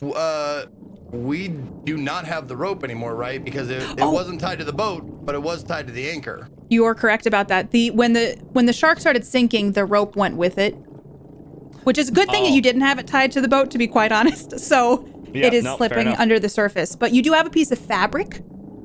You have your little ponchos and your life vests. And you have the oars. It just... I mean, I guess I could go first. Like, kind of like slight bruising probably on my ribs, maybe cracked one or something. It's now that you notice that JJ doesn't look looks a little beat up. His head is bleeding a little bit from where he knocked it on the boat, and he's rubbing his ribs. If I go first and I fall in, you can grab me. I got the life vest at least, so I'll float. All right. Is there any like sort of way that I could help him like get over to the platform? You could just help it. I mean, like a maybe shove just try to or hold on to the wood to maybe keep the boat closer. But I mean, if you just try to do a jump, you could probably make it. Okay. I'm just gonna try to hop over. All right. Can I have as we get close? a body roll with a target of 5 for you, JJ? Awesome. 4. Okay. Oh, It's not, as you jump over, you land and your legs slip into the water and you bang against this. So you're half on, half off. I kind of made it. But if you try to pull like myself grab up. on, there's like knots in the wood that you can put your hands in to pull yourself up. Yeah, so I pull myself up just barely. I made it. Get good, champ. Yeah. I grab the side of the boat to kind of help steady it. All right. So who's going to go next? You're next, Lexi. I'm out. Okay. And as close to the door as I possibly can be, like instant away from the edge of the water. Okay. How about you, Bull? I'll wait for her to go. Make Okay. sure she makes it. So, Lexi, will you roll me a body roll with a target of 3 because you are not injured, so it's not as hard for you to be as agile. That's a 1. Lexi, as you start to go and make your attempt to jump, it's like your foot catches on the side of this boat and you just fall completely into the water. Get me out! I'm doing my best to reach forward, grab a hand And if I I'm- can. Flailing. Okay. Yeah. JJ, can you roll me a body roll to see if you grab her and you can pull her up? Yeah. With a target of 5, please. She's God. flailing right now. 5. Oh, you go into like Nice one. hyper focus mode. You grab Lexi and you just pull her up like you instinctively know this is not okay and she needs to be on here. Yep. And just yank her up, panting, and then go back and kind of shake myself You got and her? grab. Yeah, she's good. She's good. you. And I steady the boat. Hey, so Bull, it's your turn. Come on. Okay. And just as a quick question, like, does the like island like look like this? No, Like- it's actually flat and the door is flat as well. So the Like flat the you door use, is on the floor? yes. Ooh. Okay. So we'd have to open it like a cellar door. Yeah. Okay. Interesting. Okay. All right, body roll for me. Yes, a target of 4 as well. Ooh wee. You're like, you watch Bull move and you're like, yeah, that man was, is an athlete. So you just gracefully I like grow hop wings. and you land and your body, your center of body just like holds you on this rocking piece of wood in the middle of the water. Yeah, all right. Show off. All right. And yes, I made a tiny diagram. It's because I couldn't draw it. I was like, how can I draw that perspective wise? So now that you're here, you look down at the door and the boat is starting to float away from you. It's hard to keep hold of that and keep yourself on this piece of Oh wood. no, it's not even I let it go. seaworthy anymore. Yeah, it's starting to sink. Like as it goes out further in the distance, you see that it is filled with water and it starts Ooh, to tilt and as go it's under. sinking, I'm gonna try to grab one of the oars. Okay. Can So I roll for that, or is it was just easy enough? you can to just grab it because it's just there. Right. I grab an oar. Okay. So is the platform we're on, is it going with the water? Yeah, it's It's like very it's- much like if you were on a dock on water. So it's kind of Okay. going up and down. It's like flat. It's not like Okay. undulating with the waves or anything like that. Okay, and it's not like moving by, I don't know how I would tell. There's nothing to fucking compare it against if it's moving in the water with the water. Yeah. But there is this door in the middle of it. Oh, I know. I'm aware of the door. That's a very Just in case strange you didn't door. know there's a door there. Yeah. Well, I mean, this is the only way. Is there any lock or any? It was just a doorknob. Just a doorknob. It's a very fancy doorknob. It's got All like right. it's got like a shark head on it. I without asking, I grab JJ's belt loop, and I take my hatchet back from him. Oh yeah, doesn't even bother me. Weirdly enough, I've probably grab- done that before. All right, everybody, be ready for fucking anything. Yeah. I grab the doorknob and I turn. Does it turn? It does turn. I got my fucking hatchet up. Okay. And Lexi, you got your flashlight? Flashlight's out and ready. Okay. And I don't do it slowly. I wing this fucker open. All right. So I'm ready to slam another shark coming, unicorn, something come and fly out of there. When you open this door, you see thick walls of fog that line down to a path. So if you drop yourself down, you would land on like what looks like a hiking path. And you see fog is starting to come out of the door and seep up into the air around you. What the hell? How far a drop is it? It's not very far. I would say like 8 feet. Okay, I dropped down. No, you have. Wait, before you do that, I would stop you. It's just what?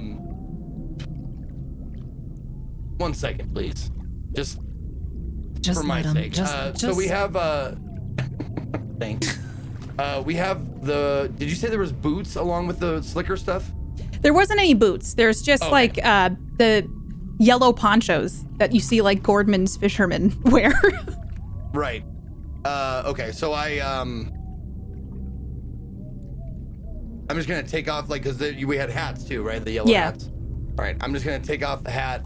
I'm just gonna drop it in just like in case something comes out. Like Okay. When you whatever. drop it down, it just bounces on the ground and lays there. Okay. And then I take my hand off of JJ and I present the door like, after you. Right. And I just hop down. Okay. Oar in hand. Do you two follow? Bull, can you help me? Of course. And down I go. Yeah. Okay. I grab her and I lower her down. Okay. So Bull, you're the last one to go in. Yeah. Before I ease myself down, I take one last look around. Just cause, I guess. I want to see like if there's anything. Yeah, I'll be down. There's nothing. You realize now that there's just still no land. Just dark water that goes on for miles and miles. All right. I jump down. Right. So you jump down and you find yourselves in a room that is fog is everywhere, and there's this tiny little path that you can walk down. But all you can see is this tiny path and walls of fog. I put my hand out to like touch the fog. It's just like normal fog. It feels thick. Like once you get in here, your lungs fill with that like heaviness that fog kind of, and that humidity that fog has. So when you breathe in, you're like, oh, this is so different than the water we were just on. It feels like you have entered some place new. The path through the fog, is it like grass, dirt, gravel? It's just like a dirt path. Like if you go hiking, it's like one of those paths. It looks like it's well worn. Footpath. Yeah, like a footpath. Okay. And I take a look at JJ and just see, like, we see that he's physically hurting, right? Yeah, he's bleeding from his head because you're like, oh, he hit him. He must have hit his head. And probably like temple or something since I had the hat on. And it's a very large gash, probably more than you realized it was at the time, but it is like glass has cut your forehead and past your eye bone and down your cheek. Is there anything I can do to help him? You can spend your spirit points to heal him 1 point. Bandaging, like putting a bandage on this probably would help it because it's a very large gash. It's surprising how large this is, and I think probably covering it would be a good thing to do. JJ, come here. Let me sit down, and I'm gonna like tear off whatever I can and help. I know it's not that bad, but just humor me. Yeah. That's fine. I'm gonna help him. Okay. JJ, I need to ask, are you hurt or are you injured? Kind of takes a second while she's getting the bandage ready. Kind of touch. There's no shame in either one. I'm just want to know where you're at. That's not a good one. Shit. Yeah, that's not great. You notice now there's like blood in your eyes a little bit from it. Yeah, the adrenaline was probably wearing off now, and now I'm feeling it more. But Not like a concussion. It's not a concussion. If you feel dizzy or nauseous or anything like that, you don't hide it, okay? Don't No. I know. Secret. I know. I Please wouldn't. stop. Please sit down. We survived a fucking dinosaur shark attack, man. You See that hatchet hit? Did you see that? That was awesome. you mean the anchor? No, the hatchet first. I tore its eye out. Oh, You tore shit, it yeah. out? I saw that. I saw both of those. Oh my gosh. It was And no awesome. no those offense skills. meant or anything, but you'd be the last one of us three I would think that would be the caveman tearing down that prehistoric son of a bitch. Yeah, I got some survival skills, all right. Come on. Hey, I've seen smaller guys than you lift up cars and shit on the internet. Can't say I've Crazy, you know, adrenaline. clubbed a shark to death, though. Good job. Well, now you job. can because what the. Just wish we could have got that you a to you. trophy, like a tooth or something. Yeah, it would have been cool, Wear it but around your neck like a surfer. I don't think I need anything else to I clutter don't up. think we need to go back for that. No, probably not. Can I No, look up to see if the door is still there? The door is still there, and when you look up, you can see that water is splashing in from the door. That's weird. Maybe we should close the door. Can you reach it? Actually, how did It would be very hard to do because the door was open fully on the other side. Like, you'd have to go back up to close it. It just seems like there's like splashes of water. It's nothing that's like pouring into the room or anything like Right. that. I'm just worried like like a storm comes up and it floods whatever place we're in now. Yeah. Maybe don't voice those worries, Frank. Come on. So Lexi, did you were going to help JJ with his injury, right? Yeah. Okay, so you do need to spend the 2 spirit points for that, but are you just going to do like a little bandage, like you rip off his sleeves kind of situation and kind of tie it around his head? My scarf, take whatever like piece of cloth fabric I can and bandage it up the best that I can. Okay. So now, JJ, you feel a little bit better, and you can go up to just the bruised Oh, condition. can and will do. Thanks, Lexi. Welcome. Thank you for protecting us, whatever that was. So it gets quiet in this place, and the fog starts to calm down and go towards the floor and coat the floor of the forest. And you see that you are in a small clearing with tall skinny birch trees that go up forever. Will you all give me a psych roll with a target of 4 if you decide to look around? I mean, I'll look around. Absolutely. 6. Okay. So it's pretty clear now that the fog has settled, that the door you just came from is still floating there, kind of benign. And when you look around, you see nothing but forest forever and fog. And when you look up about 40 feet in the air, you see a door floating with more wisps of fog coming off of it.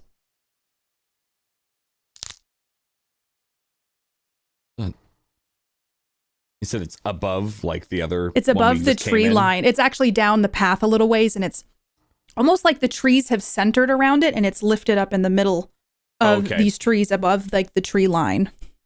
But it's not like in the sky like the previous one. It's just in the distance. It's just it is in the sky. It is floating. Oh, okay. All right. I missed what it is. It's a door. Okay. I assume. So this path of fog Hmm. that's split. The fog is split and there's a path. The fog is kind of settled down. You see more of the forest now, and it's just more like the fog is blanketing the ground. Oh, okay. So it's not like a hedge maze, but with fog. No, it's Oh, just it's just like you're in a forest now, a foggy forest. Okay.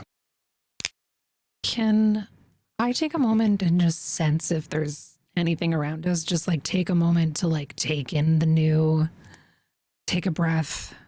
I'm comfortable with these two. I'm used to these two. Is there anything else that maybe I feel outside of us?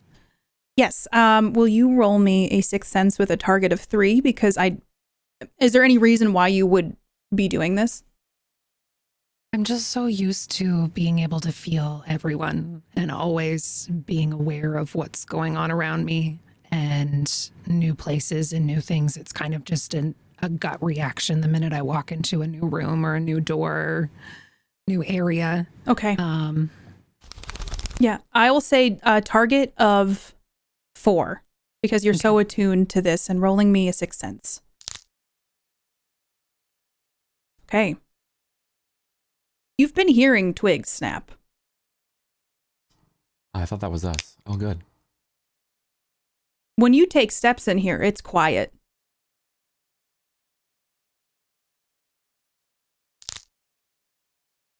Do you hear that? What? I mean, no, it's quiet. Really Those quiet. twigs. Does it sound like they're all coming from a direction, like one specific direction, or is it all around us? It's coming from all around you. Okay. But as soon as Lexi says that, you see something walk from behind a tree. And you see this humanoid type looking creature smiling at you. The way that he moves is unnatural, kind of like his joints don't quite work right. His skin is pulled tight against his skull, and you see veins underneath his gray skin. His eyes are sunken in and dark, and his orbital bones are just sticking out in an aggressive manner. His face is wrinkled and worn, but there are creases where you would expect them to be crow's feet forehead. He is smiling at you, and his teeth are stained with like a dark substance, and his gums are black. But what's unusual about this is he's wearing a suit. It's a black pinstripe suit with a black tie, a white shirt, and a white pocket square. And he's just smiling at you.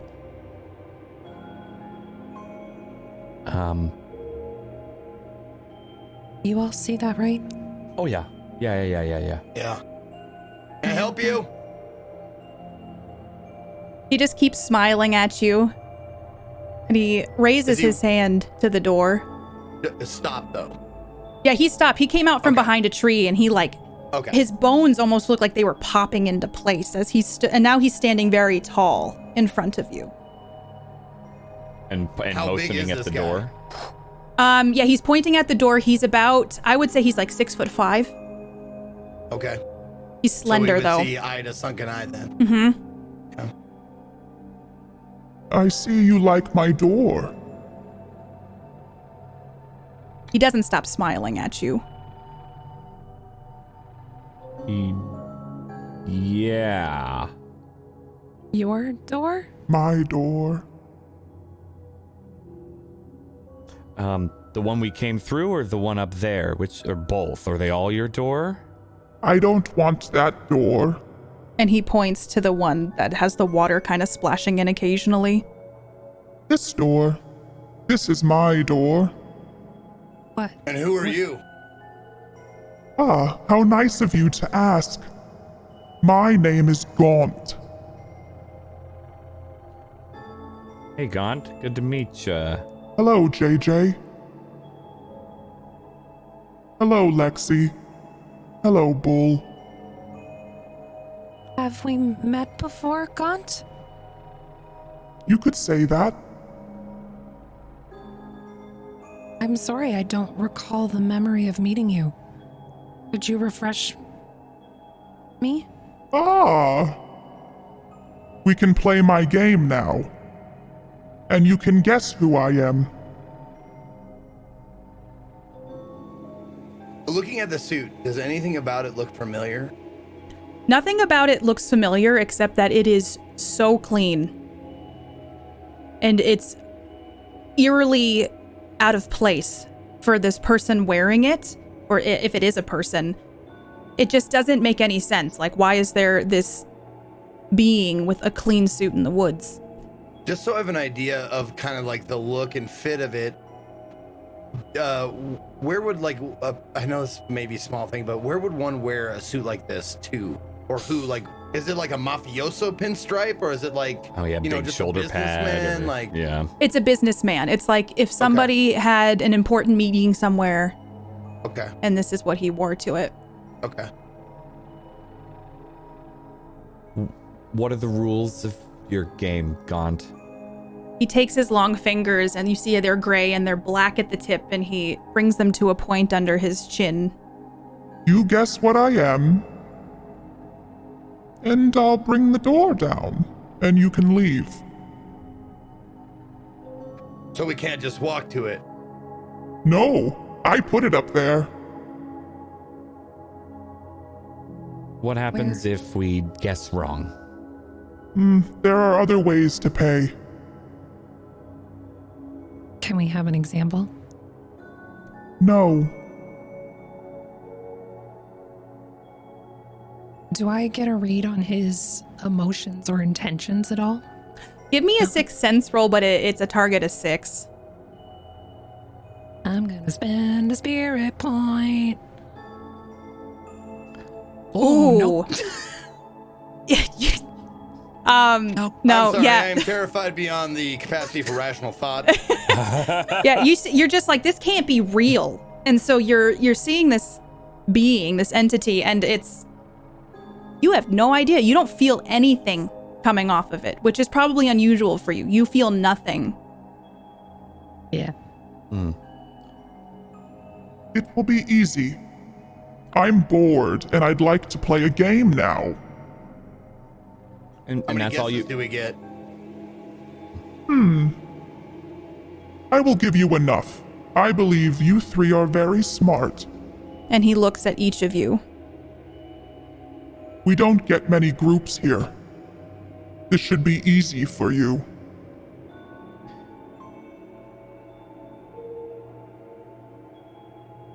Let's begin! Before you answer, he very dramatically strolls to the side. I have affected you your entire life. At least once. And he snaps his head and he looks at the three of you to see if you have any idea.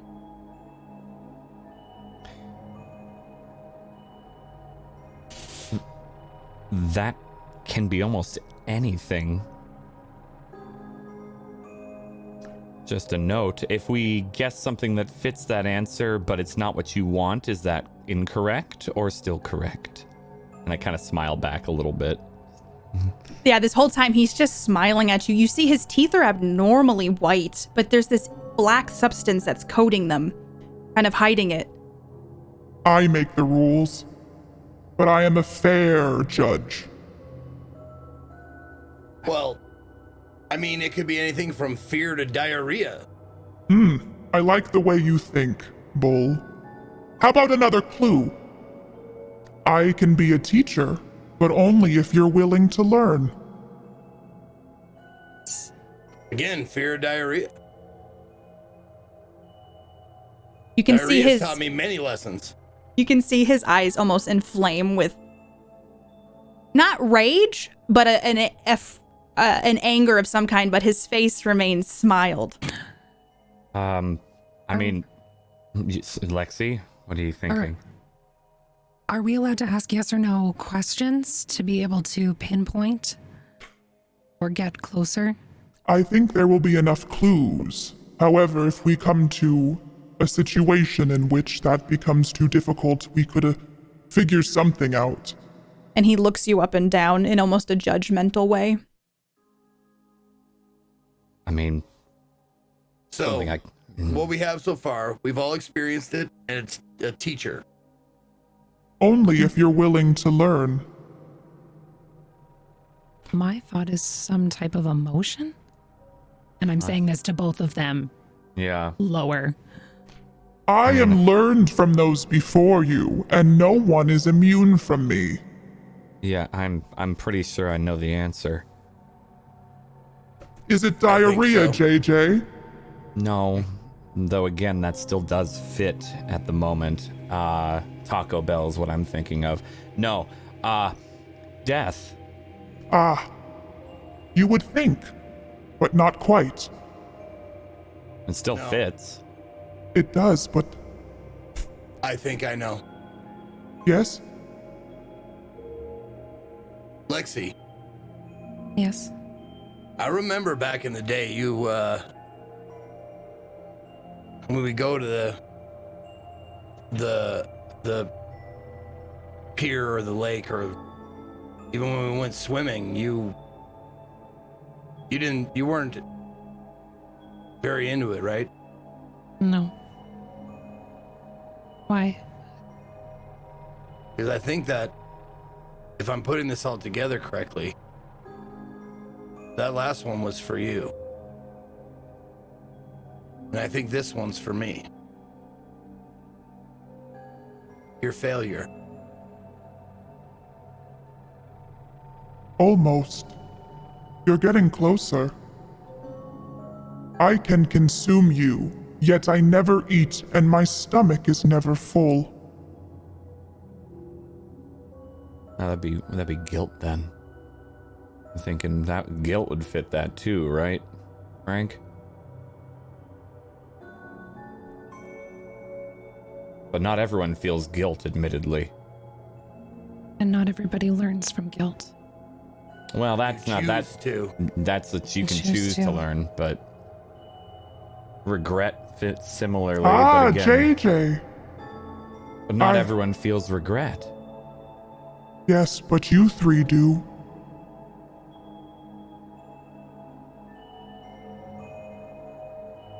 So True, your but regret. Yes. This is a puzzle for you three.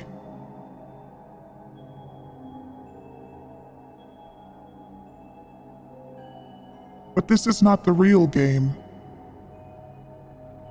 The game I need you to complete is to tell me your biggest regret. Only then will I bring the door down.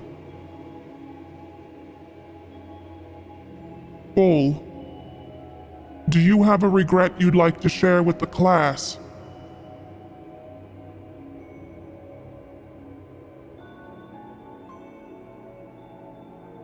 I have many. Everybody with a conscience has regret. You want to know my worst regret? Yes.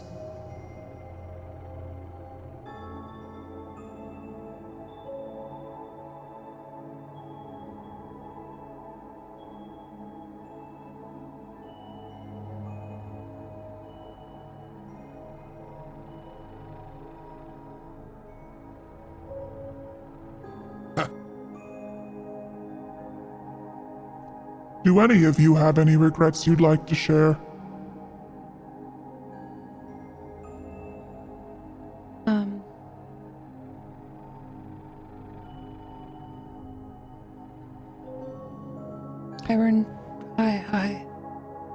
I regret never being fully there. Always. It's just easier to not. I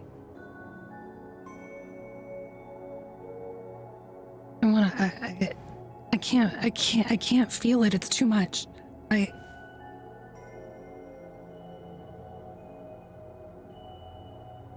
regret not being present enough in with both of you, with my family, with everything. It's smiling and going through the day. When you say this, you see black wisps of smoke come from your mouth and start seeping upwards and circle your head above you and just float there.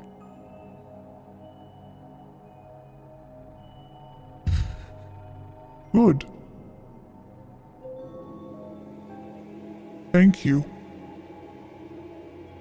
What is that? I point to the black smoke. I wouldn't worry about it just yet. part of the game, part of the game. I don't like this game. Yeah.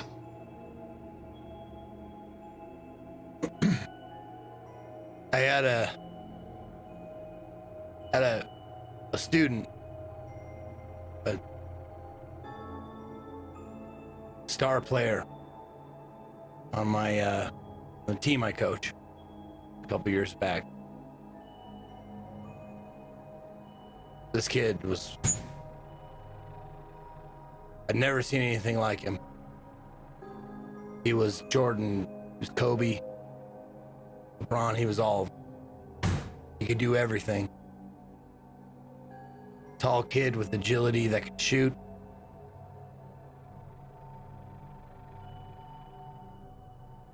Pushed him.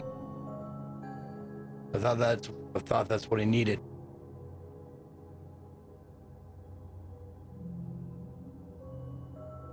I pushed him so hard.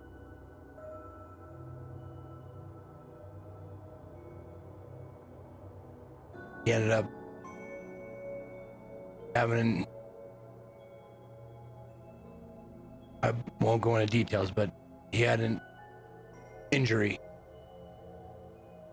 during one of the practices because I rode his ass so hard because I knew he was going to be a star, but he needed someone to tell him that and to keep him on track.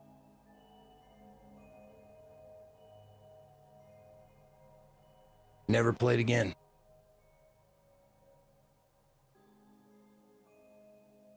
When you say that, you see like bugs buzzing around your head, but they're slow and sluggish, and they're this black wisps of smoke that start flying up and circling around your head. Does it make me feel anything? Can you give me a Sixth Sense roll with a target of 5, please? Sure. I will add a point. Okay. You feel that the heaviness of whatever regret or guilt or whatever that is that this memory has for you, but it's above your head now. You feel that energy radiating aggressively off of these bits of smoke. I have a question for you, though. Did JJ and Lexi know about this kid? No? No. Okay. It's not, I don't like to talk about it. Yeah. It's not something I tell people. I'm sure like the school knows and stuff like that, but it was an injury that wasn't like directly my fault, you know? Mm-hmm. But it is like to Bull, it's 100% on him. Okay. Gaunt is smiling. It's almost like his smile is wider each time one of you shares something. And then his eyes fixate on JJ.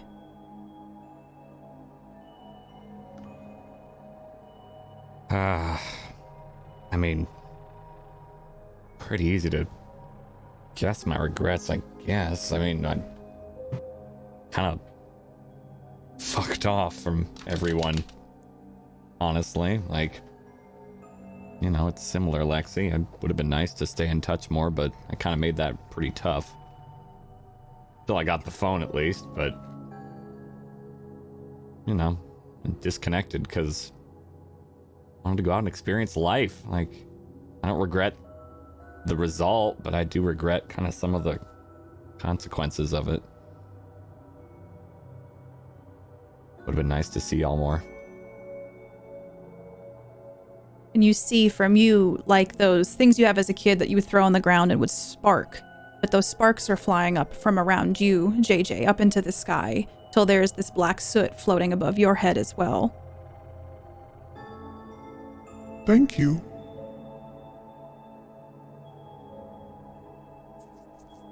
Yeah. And Gaunt looks at from each of you.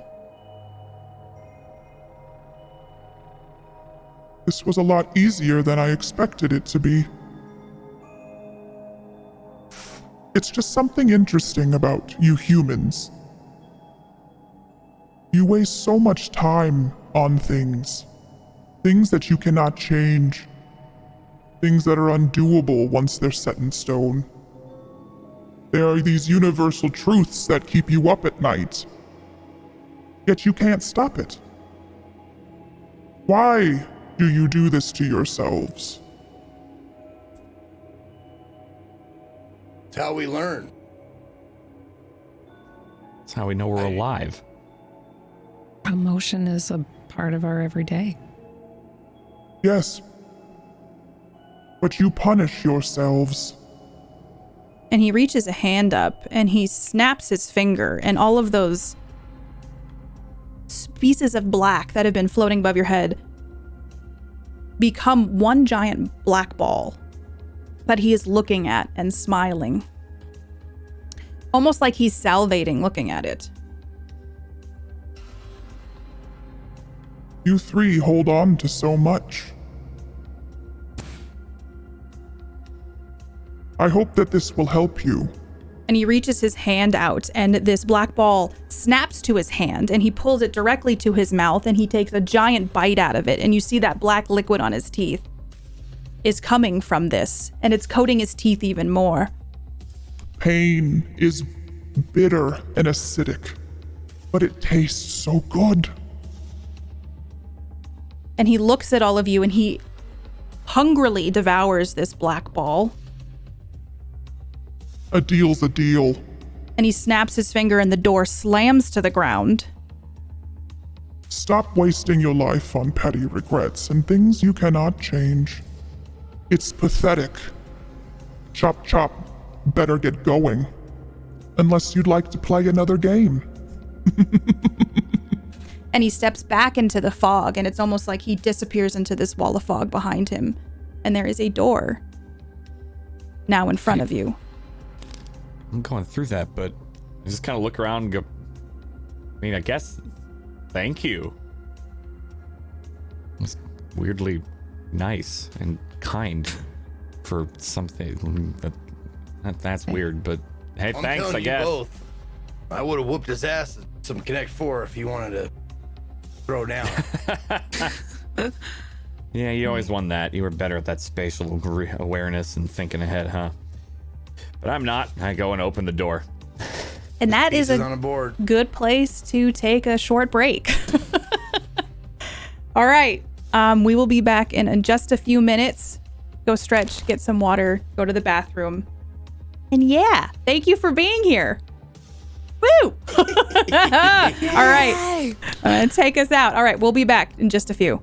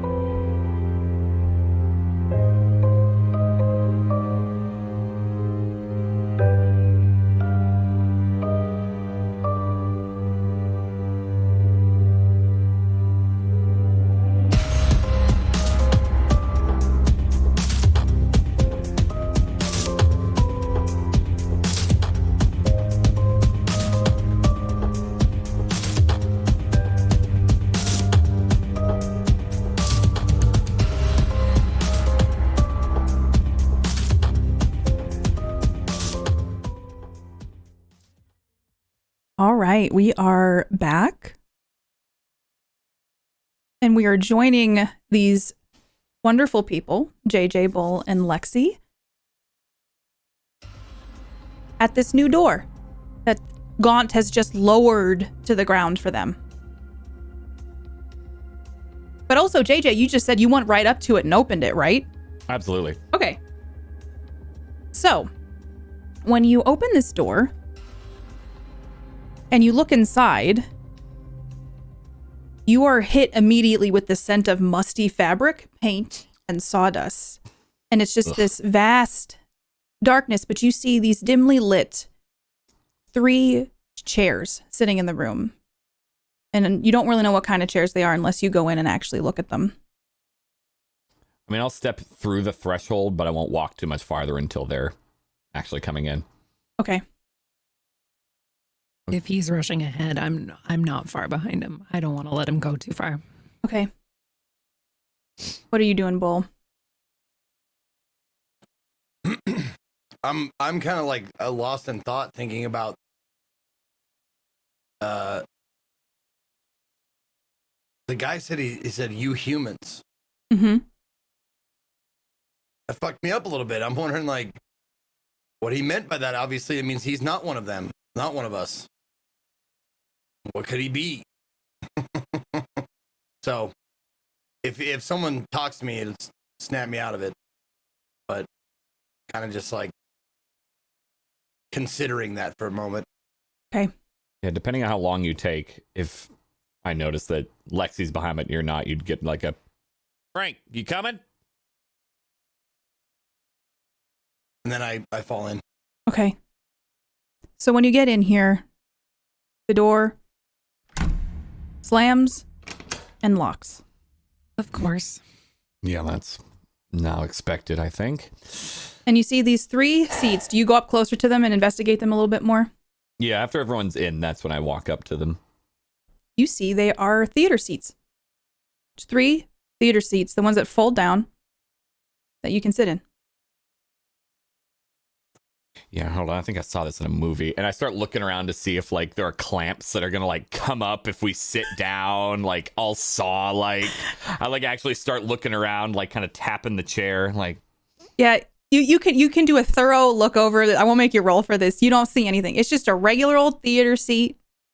And they're facing... What's it aimed at? Yeah, it's facing forward from where you can... Like, the backs of the chair were at that door. So looking forward, you see it very dimly lit, almost like a projector in the light, and you can see the dust floating in it. And it looks like he wants to have us watch a movie. What kind of movie? I bet you it's a Disney film. That Gaunt Really? guy. He said you humans. What do you think that meant? With all the weird shit we've seen, yeah, you, Lexi, that's kind of your wheelhouse, yeah? I don't think anything in this place is really what it seems. I believe that shark was a real danger for us, but I don't know. I mean, are we talking like I can't like put my finger on like whether I think it's like an alien from another, I don't know, galaxy, or like a goblin or something like that, or a ghost. I mean, well, is ghosts a come from humans, though, right? They come from humans, but are they still? Do you think this is all in our own minds? I mean, it's kind of what I've been playing on, admittedly, but I'd prefer to think that you two are here. Instead of Prefer to think that too. Yeah, it feels real enough. Yeah, it does. And just to reassure myself, can I touch whichever one of them is closer? Yeah, you can. And when you do touch them, they feel very real to you. Okay. So do you do anything with these chairs? I mean, clearly it wants us to sit down, everyone. Do we want to continue to play the game? I don't think we have a choice. All right. Well, I usually like the aisle seat. I sit down on the right side. My gut says no. No to gut sitting? My gut says that maybe that shark was real enough, but I don't know if we're in any real danger. I mean, the stories What do would be talk the- about missing people and all that. Like, True. But what would be the fun of playing a game with dead? Or there's no game if you're dead. yeah, you're, Unless we stay playing the game. Unless there's no escape. Is there anything around me like just the chairs and the light? Just the chairs and the light, and you are surrounded by just darkness.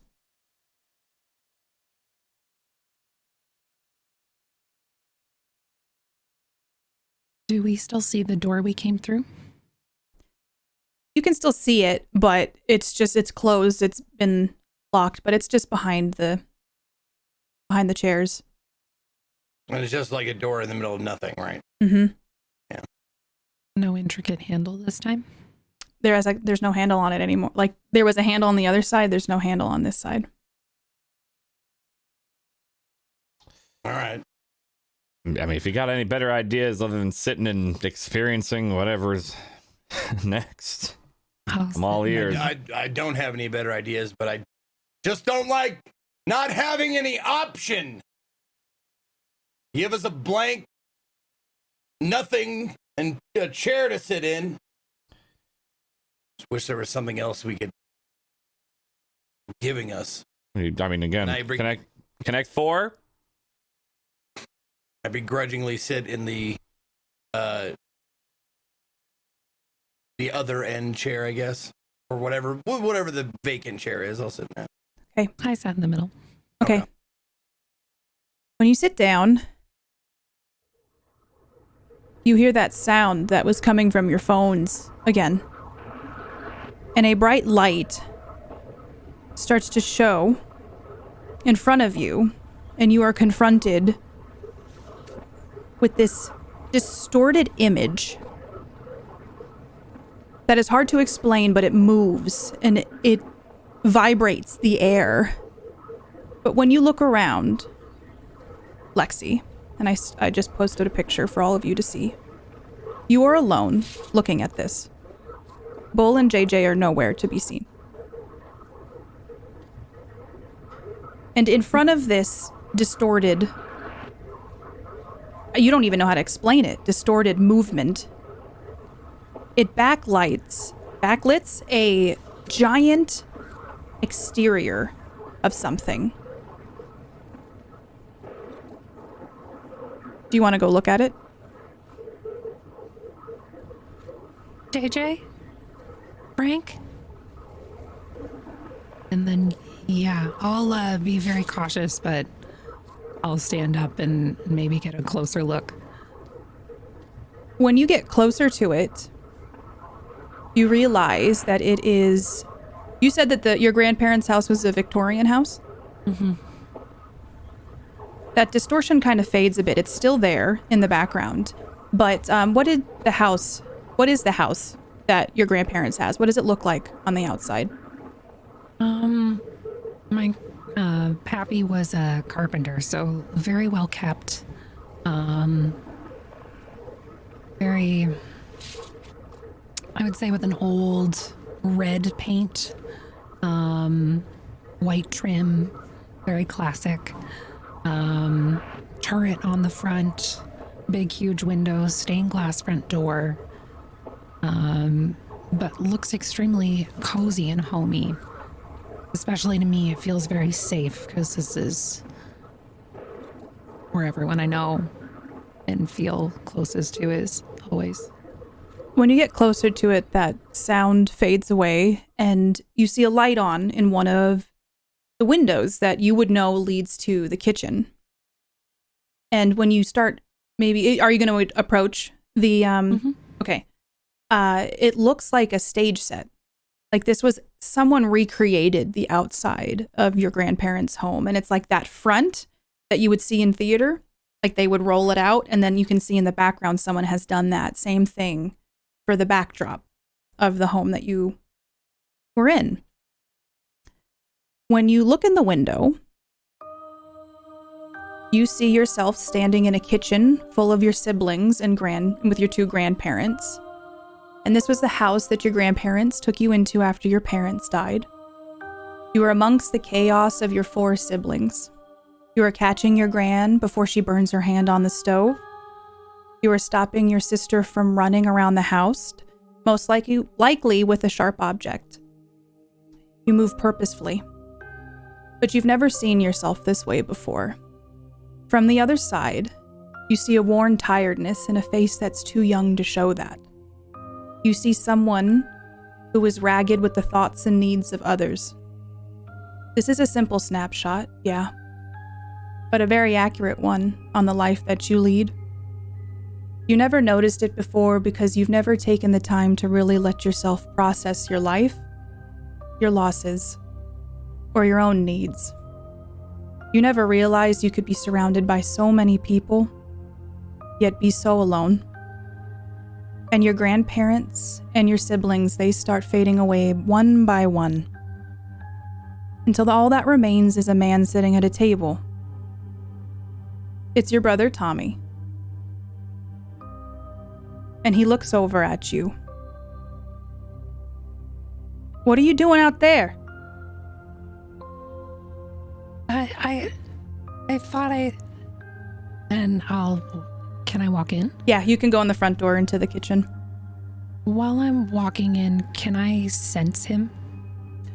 Will you give me a 6th sense roll? With a target of 6.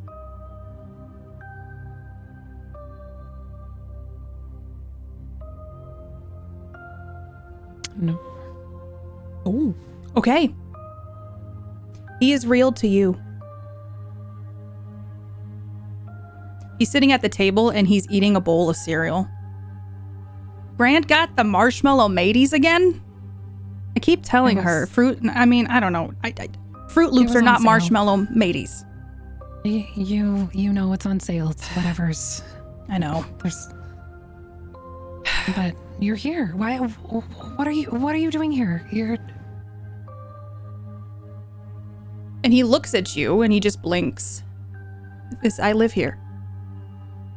You live here. Sorry, are you okay? I mean, it's been a day.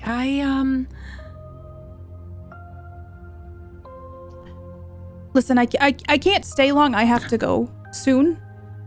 Where are you going? Are you going back to school? Sorry, for some reason I thought you were at school. He looks at you and the spoon falls into the bowl. You were always my light, Lexi. You know that, right? And you were always my little Tommy. You're a light for so many people. You have to be your own light now. And he disappears. Tommy, And the set is starting to crumble around you. What? Hello? Hello? Tommy? Gran? Abby? Nobody answers. The set is starting, it's made out of wood, but when you see pieces are falling off like rockwood. Will you roll me a body roll to see if you will miss this piece that is falling from very high up above, because this goes up. You got a 4. I was going to make it a 4, so you just made it. You can kind of hear it, so you look up and you jump out of the way just in time as this piece of the set hits the ground. What would you like to do?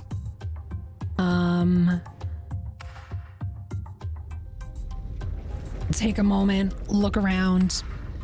I'm seeing everything crumble around me. I don't feel anybody else. Nope, it's just you. Do I see any doors? You do see a door. Are you going to try to scan the room to see if you notice anything? Yeah. Okay. As you see the set, it's kind of like shaking, like, is this an earthquake? I don't understand it. And so you are going to scan the room. Can you give me a psych roll, please? With a target of 4, please, to see if you notice anything.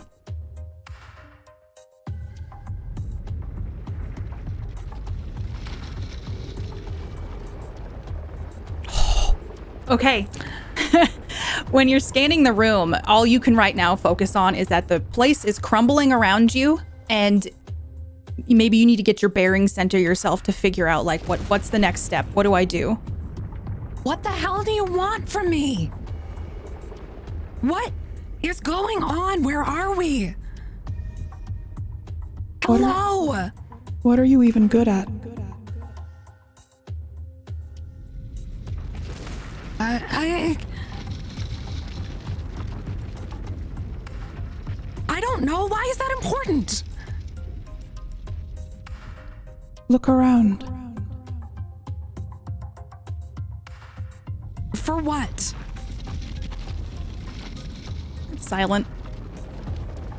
Okay, I'm looking around. I'll take another look around. Okay. So this time, will you roll me another psych roll, the target of 4?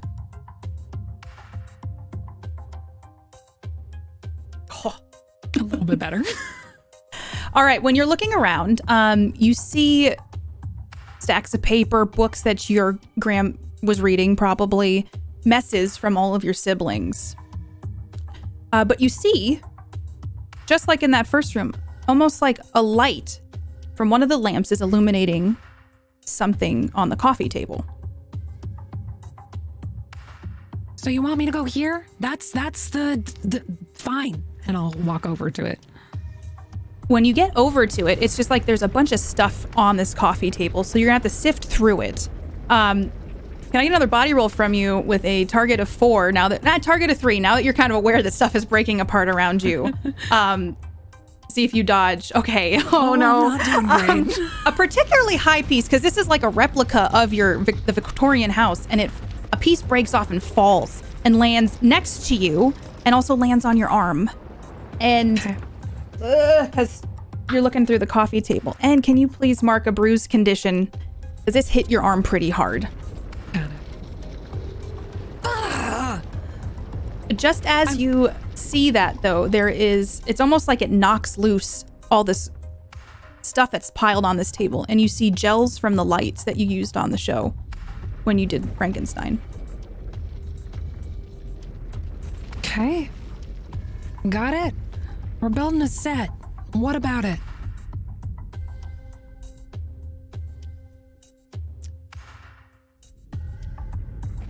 Hello? I'm following your instructions. Keep looking. You could stop the rumbling, whatever's going on with the breaking set, that'd be great. And I'll keep pulling out the gels and like holding them up to see if there's like anything written on them or... Okay. I meant K, not with that voice. So you pull up the gels, and honestly, that is very smart, and you start putting them in front of the light. And you're noticing that as you do each one, can you give me a 6th sense roll with a target of 3, please? Okay, when you're going through them, you're doing blue. Nothing is coming through the other side. When you go to green, nothing is going through the other side. Yellow, you just keep going through them. But when you get to this specific color, that you're pretty sure is not a color you've ever seen in gels, it is a teal blue. A color that is your favorite color. And you see that the light goes through this and bounces off the walls in a way that doesn't make any sense. It defies physics. But it lands on a pane on a window on the other side, so the back side of the house, and it's shining through.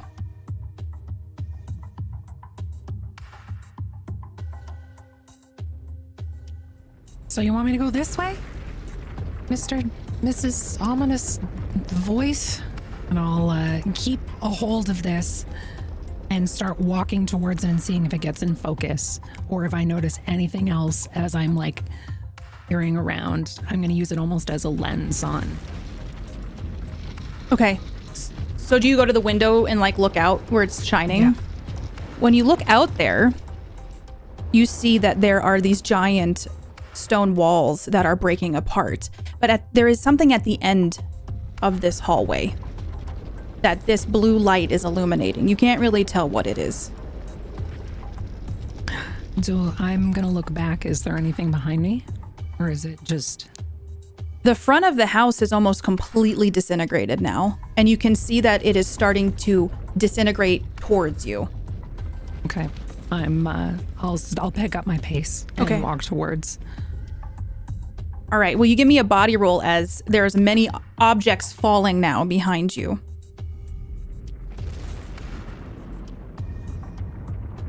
Okay. Really not an agile person. No, and I didn't even say it would have been a target of 4, but you got a 2, so you are trying to dodge out of the way. This stuff is taking a long time to navigate, so it's taking you a little bit longer to get over these things. These pieces that are falling down around you. Will you give me a body roll to see a target of 4? Because you're gonna need to pick up the pace because the floor is starting to crumble underneath you. I'm gonna add an extra point to that. Okay. I got a 4 and a 6. Okay. So as you're getting closer to this, you end up standing in front of a lighting board. Kind of like a board you used to use to light shows in theater. Okay.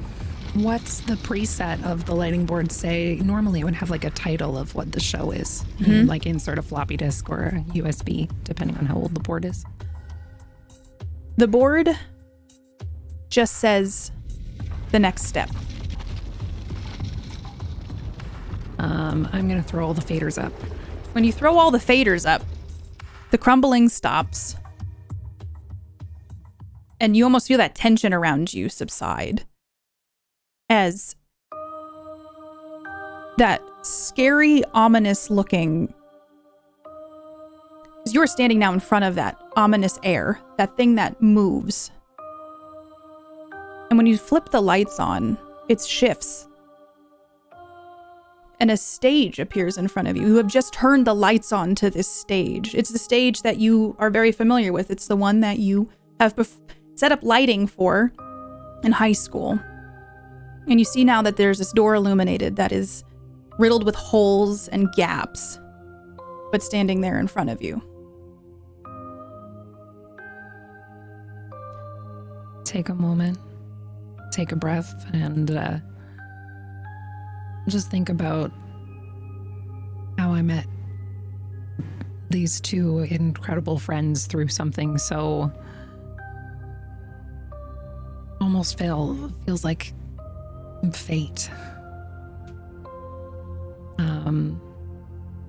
And after I take that moment and that breath, and that I think that I'm thankful for these two in my life, I'll hold the filter up and see if there's anything different.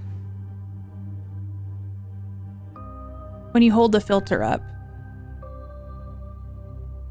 there isn't anything special about it anymore. But it led you to this area that you are now alone in. And while you sit there with this door, JJ, we find you sitting with this distortion in front of you. And you are alone now. And this distortion is hard on the eyes, and you can't make any sense of it. But you notice now that Bull and Lexi are no longer around you either. But as this distortion starts to fade a little bit, it's still there, but it fades. You see a light emanating from something not too far ahead of you.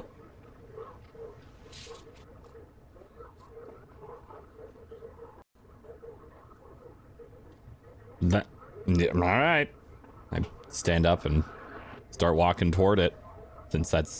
I look around a little bit quickly before going through or to it. There's nothing else here. It's just that light. It's and the just distortion. the distortion, and then like this little light that's emanating. But as you get closer to it, you're noticing it is a stage set.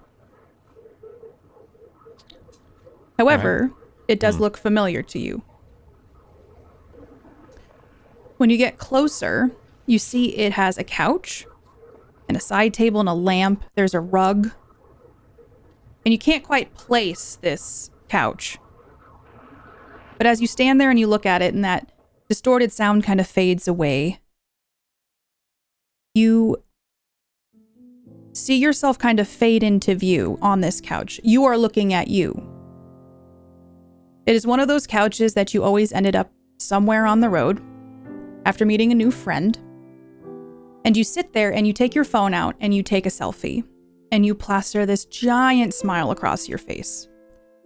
But then as soon as the camera flashes and the picture is taken, that smile drops immediately.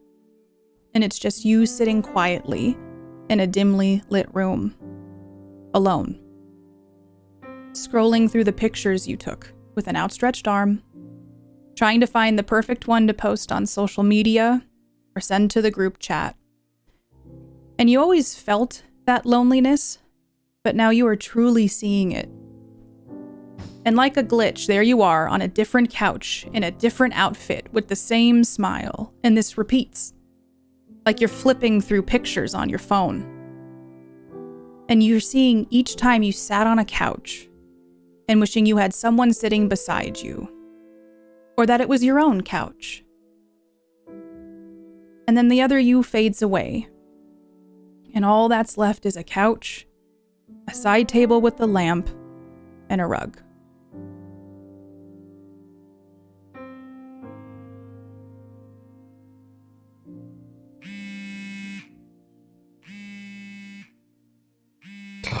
Fuck. That was broken. Yeah. What? Okay. Yeah. When you look at your phone, it's still cracked. And so you can hear this buzzing, but it seems like it's coming from the couch. Right. Yeah. Yeah. Some phone over there. Okay. Yeah. Yeah. I'll go over to the couch and look and see if there's a phone on top, and if not, start lifting up like the couch cushions. As you start digging around, you reach your hand beside one of the couch cushions and you feel a phone. Pick it up. It's your brother Matthew calling, the one that you haven't talked to in a while. I hit the volume button so it keeps ringing but stops notifying me of it, and just toss it back on the couch. Okay. So, do you answer it or you just throw it back down? Throw it back down. I silence it, essentially. Let it go to voicemail. Okay. Not playing that game. No. You don't hear the buzz, but you see that a voicemail has popped up on the phone.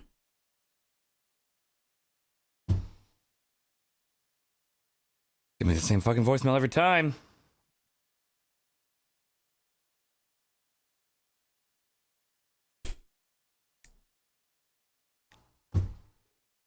Are you going to play it? He sits there for a second to see if anything else happens. He doesn't want to. He knows what Matthew's going to say.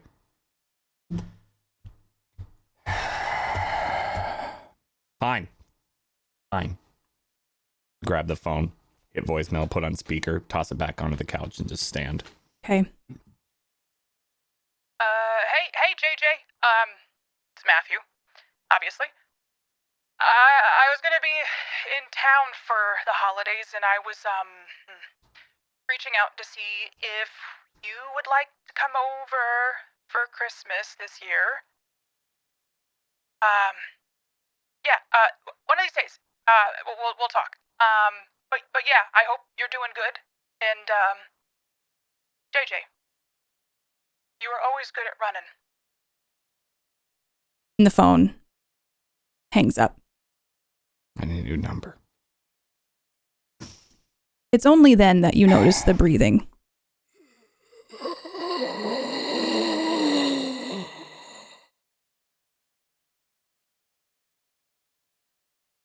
If you look behind you, there's something just in the outskirts of this darkness watching you.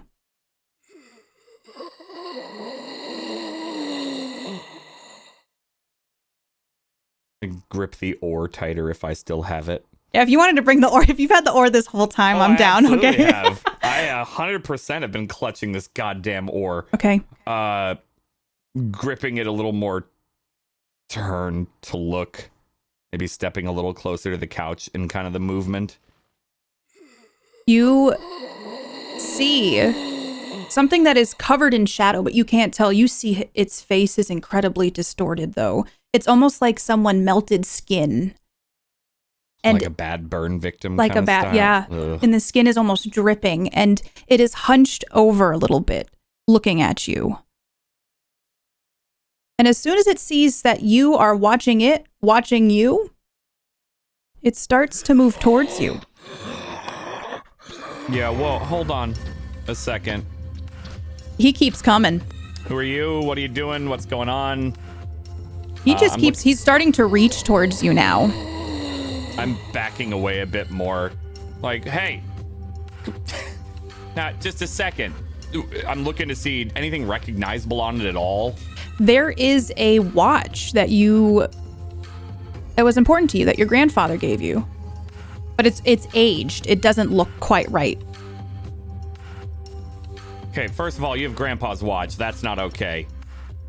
Why don't you gonna talk? You gonna do anything? He's coming keep towards crawling you. at me. He's starting to run at you now. Full speed. Okay, I'm gonna attempt to do the get out of the way. I don't really want to hit it yet Okay. because I'm trying to figure out why the hell it has my grandpa's watch. It runs towards you. And will you give me a body roll to see if you get out of the way in time? It is opening its arms up wide and throwing itself at you with a target of, so you know it's coming, a target of 4. Okay. 6. Oh, okay. You step out of the way, and this, whatever this is, falls into the couch and clumsily rolls over, and you can see it's kind of hunched, and its body twists. It twists its torso around and looks at you. What do you want? And he's honestly surprised that you are not as scared as you should be. What do you want? He reaches out and he's trying to grab you, but he's kind of stuck on the couch a little bit. If I want me to learn a lesson, what do you want? He's gonna start to try to stand up. His torso twists back around, and he's gonna start moving towards you again. Just stay where we can talk about whatever this is. Just, you don't need to be aggressive or whatever's happening. Just stay back.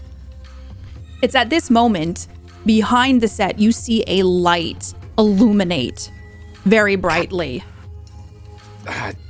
And you hear this thing go as the light kicks on, but it's starting to reach for you, and it starts to grab on your clothes. Can you Get off. Get off of me. Can you give me a body roll to see if you can keep this off with a target of 4? Yeah.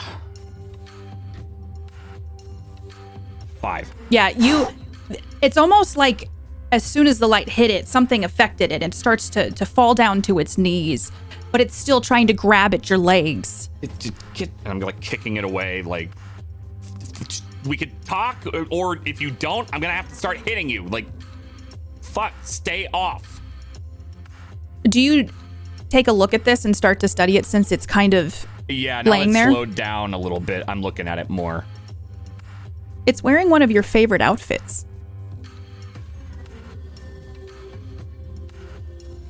It looks up at you, its eyes drooping,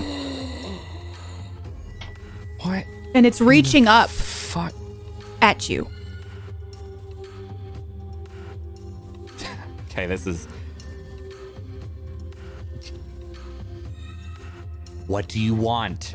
Not grabbing me. What do you want? Can you use words? Can you even fucking speak? What the hell is wrong with... Why do you have...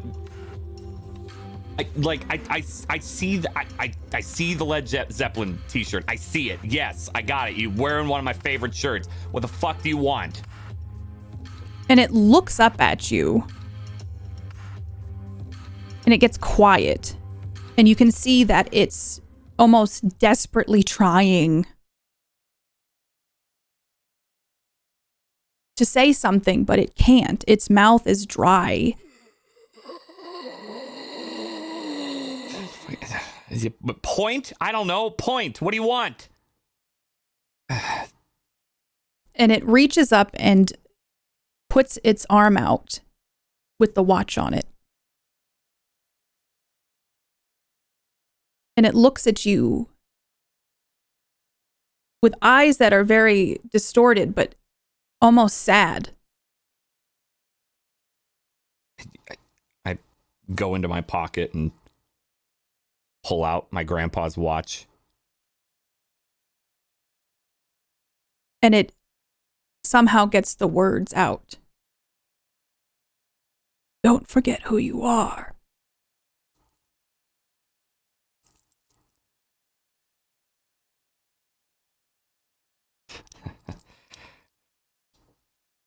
Okay, I'm Jeremy James Arthur. Yeah, I know who I am. And you see it start to melt into the floor slowly. And as you do, you see that its face was you. You see bits of your cheekbones. The way that your face falls, you see a distorted version of yourself starts to slowly melt into the ground.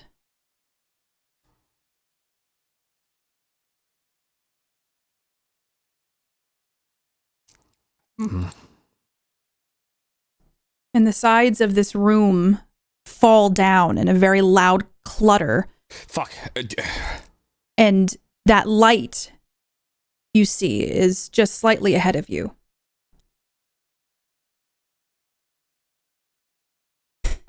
Is the watch that looks older still on the ground? Did that get left behind? Yeah, like there in that puddle there is that other watch, but it's old and it's broken.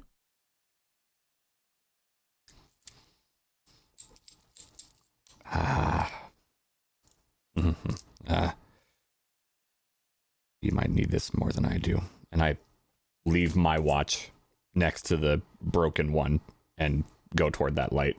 Okay.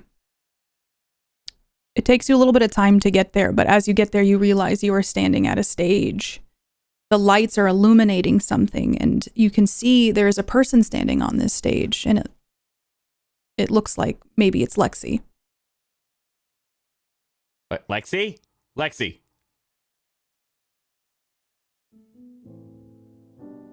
Lexi. There you are. And Lexi is there. And as you step up onto this stage, you might not notice it at the time, but that door starts to fill in a little bit more. There you are. Hey. You okay? You okay? Yeah, I'm all right, I think. That was, something.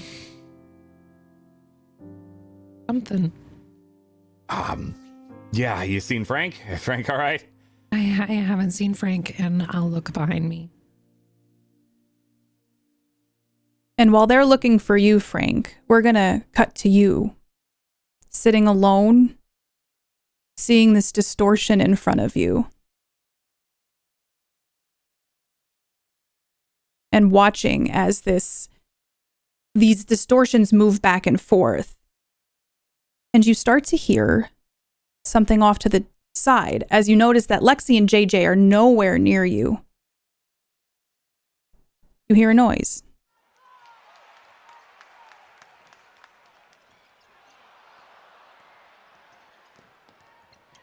So this one I gotta do alone, huh?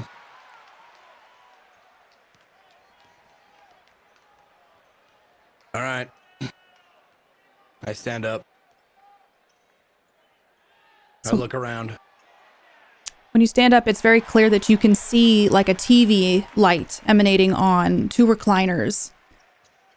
And again, it looks like these walls have been thrown up, two on the side and one on the back. But you can like walk into it. It's very much like a stage set that you remember from high school.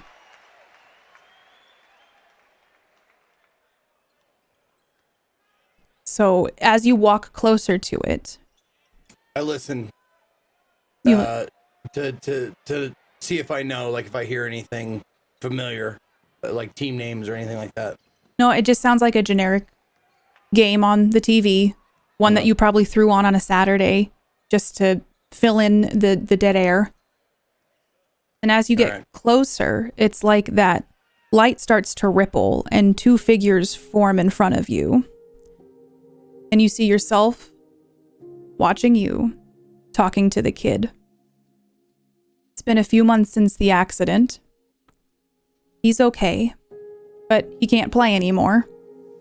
Even though you gave this kid a second chance, a place to stay when they had none, you even paid his tuition, he could have made it pro.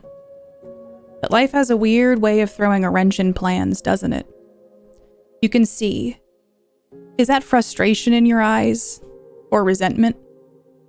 As you look at this kid, his whole plan got thrown out the window, yet he still remained okay. It's only now you see the glimmers of your father in you. The father who only told you he was proud of you when you won a game. And now the kid is starting to glitch in and out. The gaps becoming longer and longer between when he stays and when he goes. Your face becomes more and more angry. That trademark scowl of yours becomes deep set and ingrained. The other you looks at you, and there is panic in his eyes. And you start to see yourself age rapidly, and you are alone in this house. And it's at that moment that you notice your skin doesn't feel quite right. And your hands are starting to age rapidly. And this other you is looking at you and coughing ash and starts falling to the ground. What would you like to do?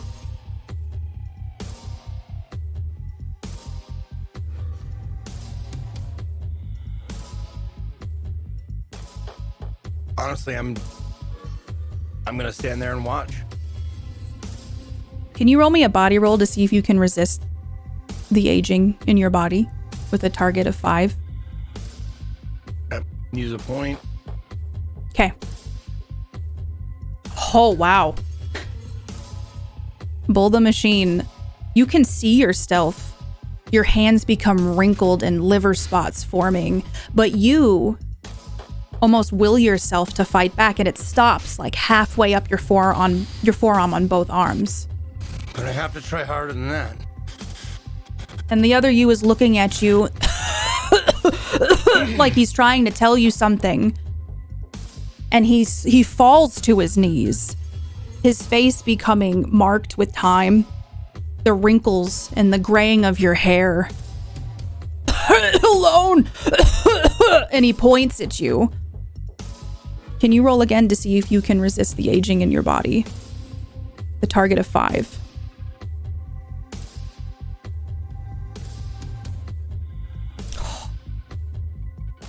Again, you feel this aging process start to creep up your arm a little bit, hitting your elbow joint, and you can kind of feel that soreness starting in your elbow. But it stops. Motherfucker, not yet. And he's pointing at you, and you're noticing his body is starting to turn to ash, like someone who's being cremated. Ash is falling from his body, hitting the ground, and exploding in little piles. Will you roll again to see if you can resist this? Target of 5. That's why I saved up these points. I knew there'd be a time I'd need them. Keep trying. And it looks at you. Try harder. It doesn't look like you anymore. You are unrecognizable, the age in your face, but also you are half burned. You are half ash. And slowly you start forming a pile on the ground. Can you roll one more time for me with a target of 6? Your eyes are starting to become a little blurry.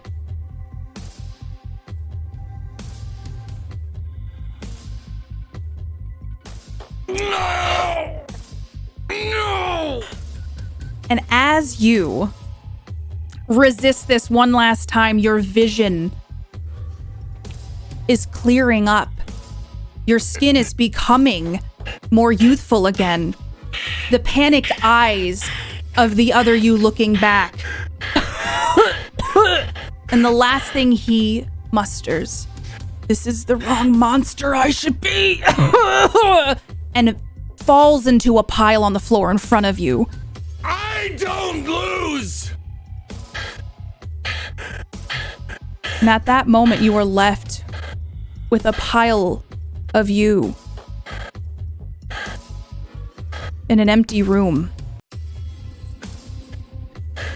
And you hear a voice behind you. Coach? Are you okay? It's the kid. I'm fine. Allergy season, falling. I had a sneezing fit. Yeah, I heard some yelling, so I thought I would make sure you were okay. I was watching the game. Oh, yeah. I heard it. I heard this is a good game. He's kind of standing there looking at you awkwardly. How you feeling today? I'm good. Yeah. I know. I feel like, look, and he moves his body more fluidly. I feel like it's getting better. You look good. Hey, Look like a champ. I wanted to ask you something. It's kind of awkward, and You can come to me with anything. You know that. So I know I haven't been at practice lately, and I just, I know, I feel like maybe you've been like a little more distant lately, and I just want to make sure that like we were okay. We're good. Because I know I don't say it a lot, but thank you for everything. You're a good kid. And,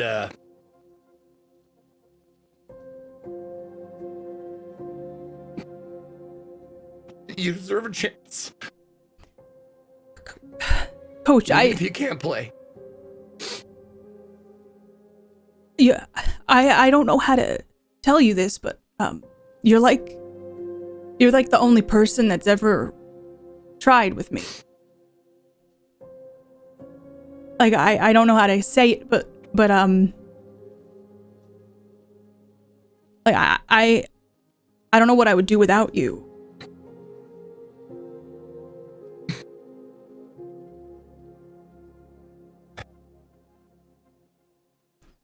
I've come to the point in my life where it's looking pretty iffy whether I'm gonna, have a family, children.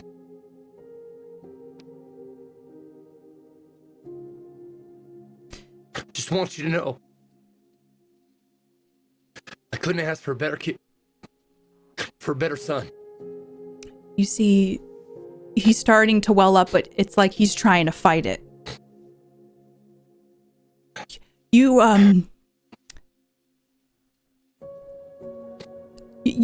my, and he can't seem to find the right words, but he steps towards you and he hugs you. And for the first time, you realize that the reason he is okay is because of you. Not because you coach a great team or because you win games, but because of you. Listen, so I know this might kind of sound weird, but there's like a Christmas tree farm, and you can go cut down your own Christmas trees. And I was thinking, if you want, like next weekend we could go cut down our own Christmas tree. You never had a Christmas tree? No, but this seemed cool because like they grow the trees and you can just go cut them down, and like we can do it ourselves and like drag the tree to the car. Should we get some like hunter's orange on and some like, camouflage so we can sneak up on it or something? I think that would be good. I want it. Listen, I know it's a little early. And he grabs something out of his pocket. It's a present. I got you some a little early. He hands it to you. All right, before I take this, you didn't spend too much money on this, did you? No, it's just something I found, and I thought, I think you might like it. All right. So as you open this present, all that's sitting in the bottom of this box are 2 bolts that came from your costume when you were Frankenstein in high school. Now, where in the hell did you find these? And who the hell told you about that? I don't tell a lot of people about that. It was in a box in the attic. I found an old high school photo album. There's some pictures. There's some really good pictures in there. Oh my God, the hair. I had long hair like someone who was in a motorcycle club or something. It looked very good. The kid in front of you now, though, is starting to, like a bad VHS tape, wobble in and out. But he's smiling at you. I have to go. Before you go, you're gonna do good. You're gonna be good. You're gonna go far. You don't need sports. I mean, you can always come back. It'll always be there. You can be a coach like me if you want, but I didn't want to tell you this because I had such a focus, but I think that injury might be the best thing that ever happened to you. I had no idea how smart you are. He looks at you and he smiles. You were always a winner, Coach. And you'll always be a winner to me. And he fades away. And you realize you are standing in front of a curtain. And a bright light flips on behind it. And you can see the light filtering in from the sides as you see the kid fade away.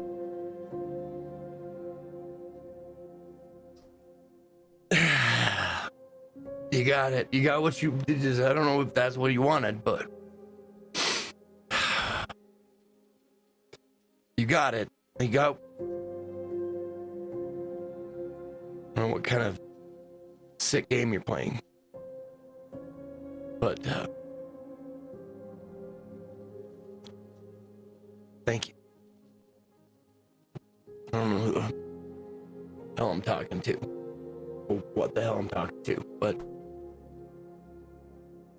thank you. And now that you're kind of getting your wits about you a little more, you can hear the voices of JJ and Lexi on the other side of this curtain. Yeah. You seen Frank? No, I haven't. Frank? Frank is putting on the bolts. Oh God, what is up next? Gosh. Fucking Firebat! Oh. And once you step onto the stage, you see JJ and Lexi and a door that is somehow complete now. Oh, good, you're back. Are you okay? I recognize those. And why the hell do you have those, Frank?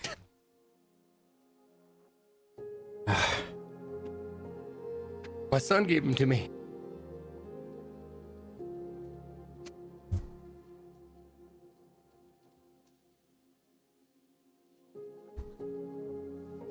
I put it in my pocket.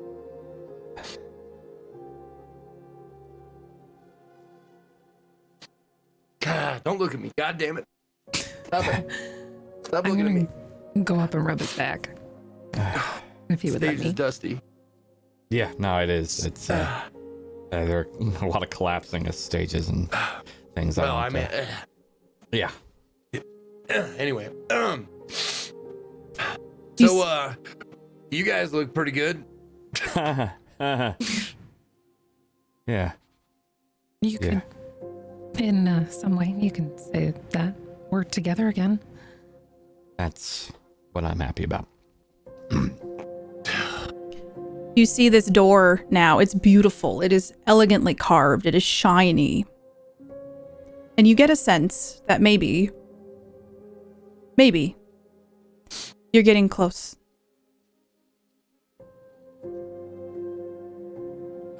Well, ready to leave whatever the fuck that was behind. Together? Yeah, please. Yeah. Do either of you guys have a tissue or anything? My nose is running like a sieve. Might be a little soggy, but here you go. Thank you. And just the loudest honking sneeze, or not sneeze, loudest honking blow. Just. What? It just sounds like a very small little blip. Why does it have to be small? Hey, you Is seen it this just guy? a tissue or is it a cloth? It probably would have been like just a tissue. Just Okay, no, I just throw it then. Littering, littering's not great, even in a whatever this is. Find Anyway. me. Go ahead, find me. Yeah, it's like a 120 fine or something, right? Yeah, put it on my credit. Well, we've all opened a door. Ladies first. I will take a look over my shoulder at the theater and the two of them. And then I turn the handle. Okay. When you turn the handle feels warm. And as soon as you open the door, sun starts streaming in. And you hear birds chirping and the flow of a river. And when you swing it wide, you see this gorgeous place with lots of trees, and you see lots of birds fluttering around and butterflies flying. And a step down, there is a dock, and there's this kind of haggard-looking man just busying himself on this beautiful boat. See, this is what we were trying to go for. All right. Does anything around look or feel, I guess, like fake or fabricated or? Will you give me a 6th sense roll with a target of 6? Love to.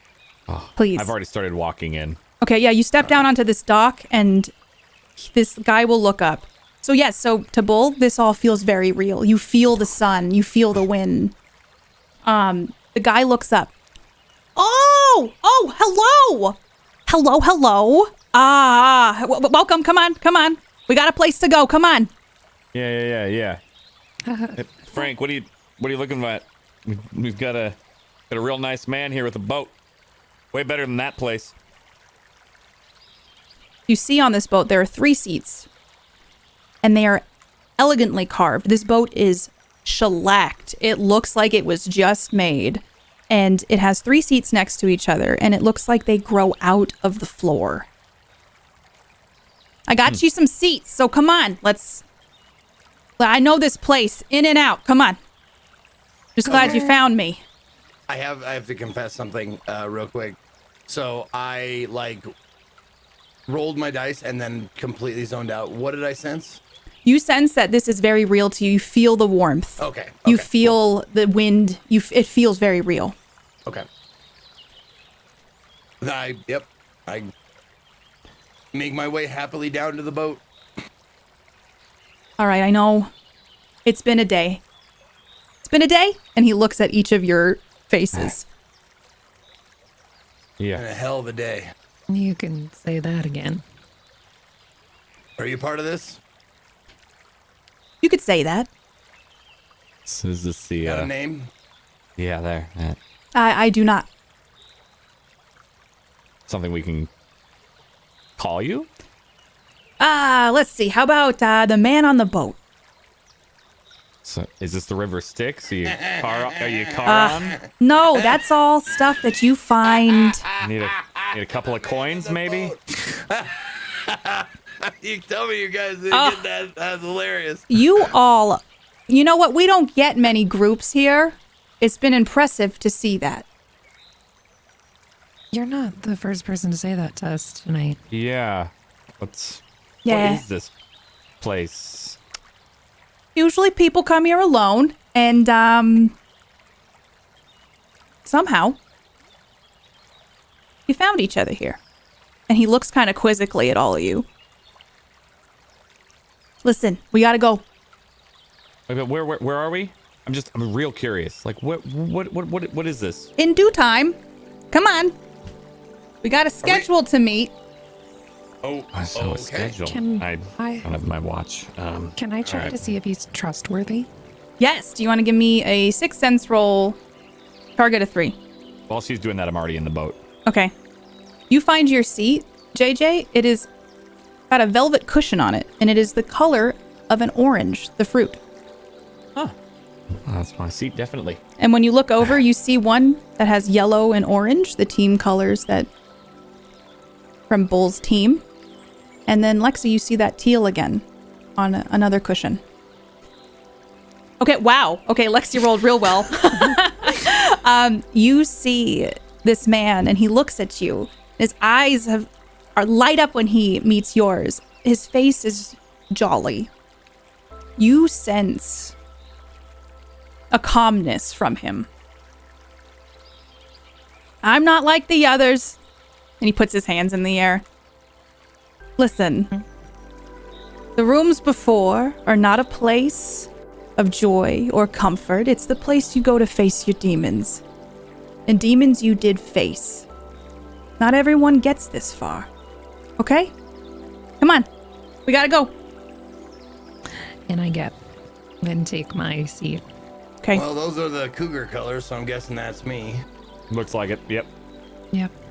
Yeah, 2 colors are your favorite. That's really interesting. And he pushes off from the dock. All right. You got any questions? Yeah, where are we? It's hard to explain. It's complicated. I mean, still Try and interested to hear your opinions or thoughts. Yeah. Listen, Give it as simply as possible. I mean, we're not going anywhere. Right? Yeah. that is true. This is probably a nice change of scenery. A little bit. Yeah. Yeah. It's lovely, actually. So you were headed to a cabin, huh? We made it to the cabin. Do you know that It's called cabin? New Hampshire. Yeah, do you know that cabin isn't even haunted? It's embarrassing. That place was built like 60 years ago. It was a library. Why was a library in the middle of a forest? I don't know. They trying something new? I don't know. I didn't see any books. Yeah. Okay, but it's not haunted, but then what happened? It'll make again, sense. It'll make sense soon. Did Met a we make guy it to named Oh. Gaunt. Gaunt. Yeah. Oh. Yeah, he's mostly harmless. Kind of scary to look at, though, huh? Yeah, he was kind of nice. He Weirdly, in his said, own way. you humans, Ugh. which means he's not. Maybe you're not. I'm guessing. Can you all give me 6 sense rolls? Target of 4.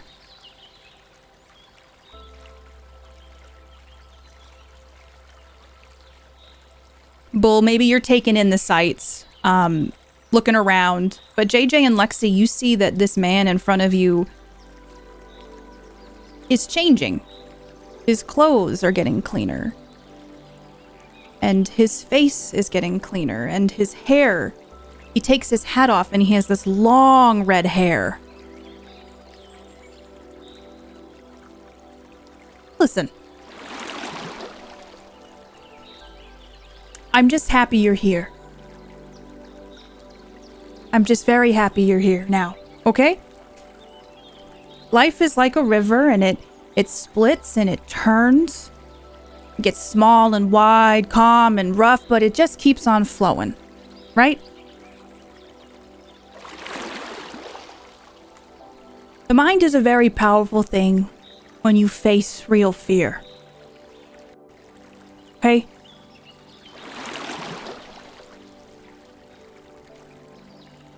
I feel like you want more answers than you have questions. Yeah? Where are we going? He looks over his shoulder. You'll see,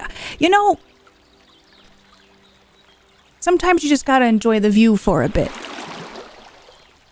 Take your time. Did we make it to the cabin? He looks back at you. Don't you see now? The cabin isn't real.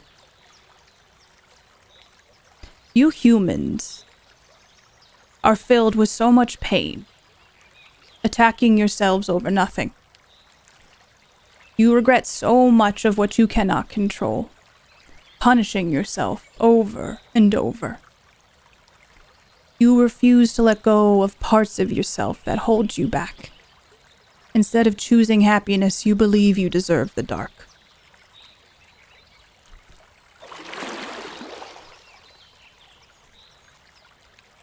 I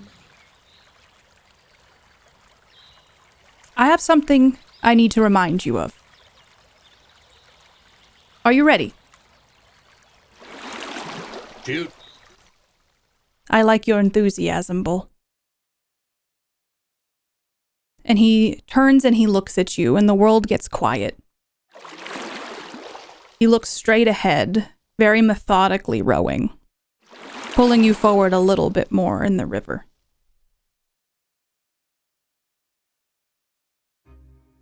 On your way here, something happened. You know black ice is bad this time of year.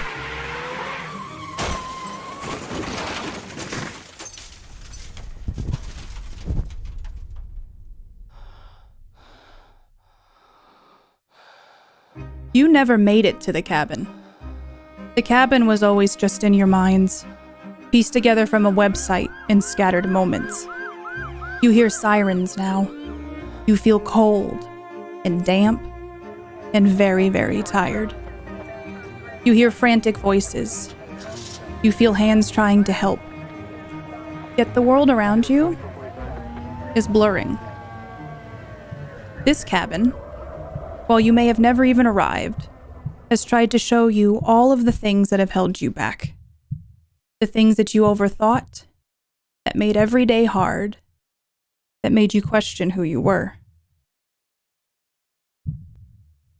But you blink, and you're back in the boat. The three of you sitting side by side, just as it should be. Yet you are not moving while the water quickly passes by you.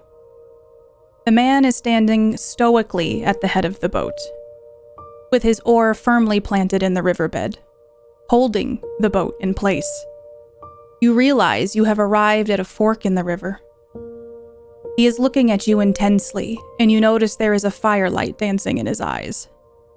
When you look left, you see the bright golden sun warming the water as it rolls on. And when you listen closely, you hear the voices and barks and coos. Some of them sound familiar. Lexi, you see your parents standing on the riverbank looking your way. When you look to the right, you see lights flashing, red and blue, red and blue, red and blue, as they dance on the tree trunks and the flowing water. Now the rest of us, we pull away. We pull back from the water, back from this beautiful boat, back from Lexi, Bull, and JJ, until we see a small river up from high above that forks two ways, and a ferryman who lifts an oar out of the water.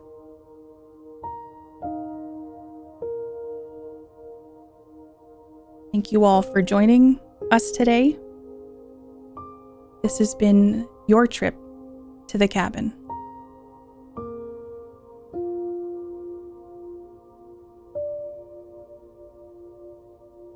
That was a great game. Holy moly. I just wish we had more time. Like I want to do so much more with y'all. Like thank you for playing today. Thank you. Holy. Ooh. But yes, this has been JJ, Lexi's, and Bull's trip to the cabin. I'm very grateful that all three of them said yes to this, and thank you for trusting me to go on this today. And I'm just very grateful that we got to do this together. So help me with something real quick. Yeah? just hold on. Just real quick, help me with something. Okay. If the shark would have ate us, or one of us, where the fuck would they go? Listen, Skip all the rest of the shit, go straight to the fork? Listen, there are some mysteries that I cannot reveal in case I ever use it in another thing. All right, fair enough. But I guess where we go from here is, shall we go around and you all do a shout out for yourselves? Dang. I know. I guess it's just time to move on, everybody. Let's just... Oh, that's loud. Be like, let's just move on. Can we just, I don't know, get some love and chat for these wonderful people in my cast today? Zeke, tell me about you and where people can find you. Thank you for playing Bull today. That was fun. It was nice. Katie, other Katie, my Katie, class Katie, we were driving back from my hometown back home, and we were talking about this character and wanted to play someone who was a departure from the characters I normally play and stuff like that, or at least, you know, different enough. And this seemed like something that I don't usually fall to. Like I usually fall to the charismatic and the talkative, you know, the jovial guy. I wanted to play someone who had a little bit more gruff to him. I let a little bit of me leak through, but you can't really help that. I loved all these characters. I can't. Yeah. But it was a lot of fun. I didn't know what to expect. I had no idea what to expect. I wasn't sure if this was going to be like a nocturne kind of like weird, timey-wimey, weird, you know, like kind of a thing, or it was going to be just like a straight up horror thing, but it ended up being something I didn't expect at all. And it was great. I had a lot of fun. Thank you guys for watching, and thank you guys for being awesome RP mates today. If you want to find me, you can find me at /Ezekiel_III, Twitch, Twitter, YouTube, all the things. My broadcast usually at 10 a.m. Pacific, every day except Monday. Tomorrow is drop frame, so no regular stream for me. Just gonna be doing my talk show. Thank you, Zeke. Thank you. Yeah. All right, Dan. Hi. Yeah, I got to be JJ today, and yeah, I, in the very similar boat, Zeke, was like, I need to do something that I don't normally do, even though it's a one-shot, and was like, all right, someone who just always goes in without any care, because it's normally what I don't do. I try to be like, all right, I'm gonna be calculative and all that. It's like, no, I can't do that here. I'd need to, I don't know. When I saw Impulsive, it fit, and this was a delight. It was great to RP again with you, Zeke, of course, and Katie, having you as the GM again. That was just a great thing. Thanks for asking me back. And Ellie, it was great to have you here and RP with you the very first time. And this was great. It was, yeah, echoing everything. It was not what I expected. Like. And I'm okay with that. I'm okay with it not being like visceral horror, just more like, yeah, this is people dealing with their demons. I think that was a good phrase. Life is kind of horrific sometimes. Yup. Yeah. So yeah, that's a good way to put it. But it was great being JJ and Domestic Dan. You can find me all the places at Domestic Dan, because branding or something. But yeah, this was great. Sorry, I'm still like after some of this. I know. So, Ellie, how about you tell us about you? Thank you for being here. Sorry if I broke your brain, everybody. Thank you for having me. It was an honor. It was an honor to get to help bring this incredible world that you've built to life, and an honor to get to roleplay with Zeke and Dan for the very first time. And I'm a little like blah blah blah blah blah blah blah. It wasn't what I was expecting either. I came in getting ready to be like, okay, I'm scared, I'm ready, and it ended up being a very beautiful, emotional story. And thank you for putting all of that together and sharing with us and being vulnerable in that sense. My name's Ellie. You can find me Instagram, Twitter, Twitch, with Elbell, and it's a 3 for the first E. Yay! Thank you all for joining me. Thank you for saying yes. And I have to shout this out. This track included Brandon Lux wrote 9 original tracks for the show, and you can go listen to all the music that he wrote. That's original shit? Wow. There was a lot of original stuff, like this song right now. And here, I'll play the theme to get a little bit more like, yeah, we did this. We went to the cabin. We did that thing. But Brandon, thank you so much for that. There's links in chat for Brandon. Please go follow Brandon, love on Brandon, listen to the album on Spotify today. So that was really cool. But yeah, thank you all for being here. Thank you for playing at my table. The second time I GM'd, and I did it. And I couldn't have asked for a better cast. So thank you all so much. All right. And I guess with that, we will fade into the night. And you know me, I don't really need to say anything about me. You're on my channel. Hi, I'm KatiePetersPlays. Thank you for being here. Follow her if you're from our communities. Go follow her. Yes. Oh, please go follow all of them, because I love them very much, and I'm very excited I got to do this with them all. So, all right, everybody. Without further ado, thank you all so much. I will see you soon, and go follow all these people. It's required, okay? Bye, everybody. Bye.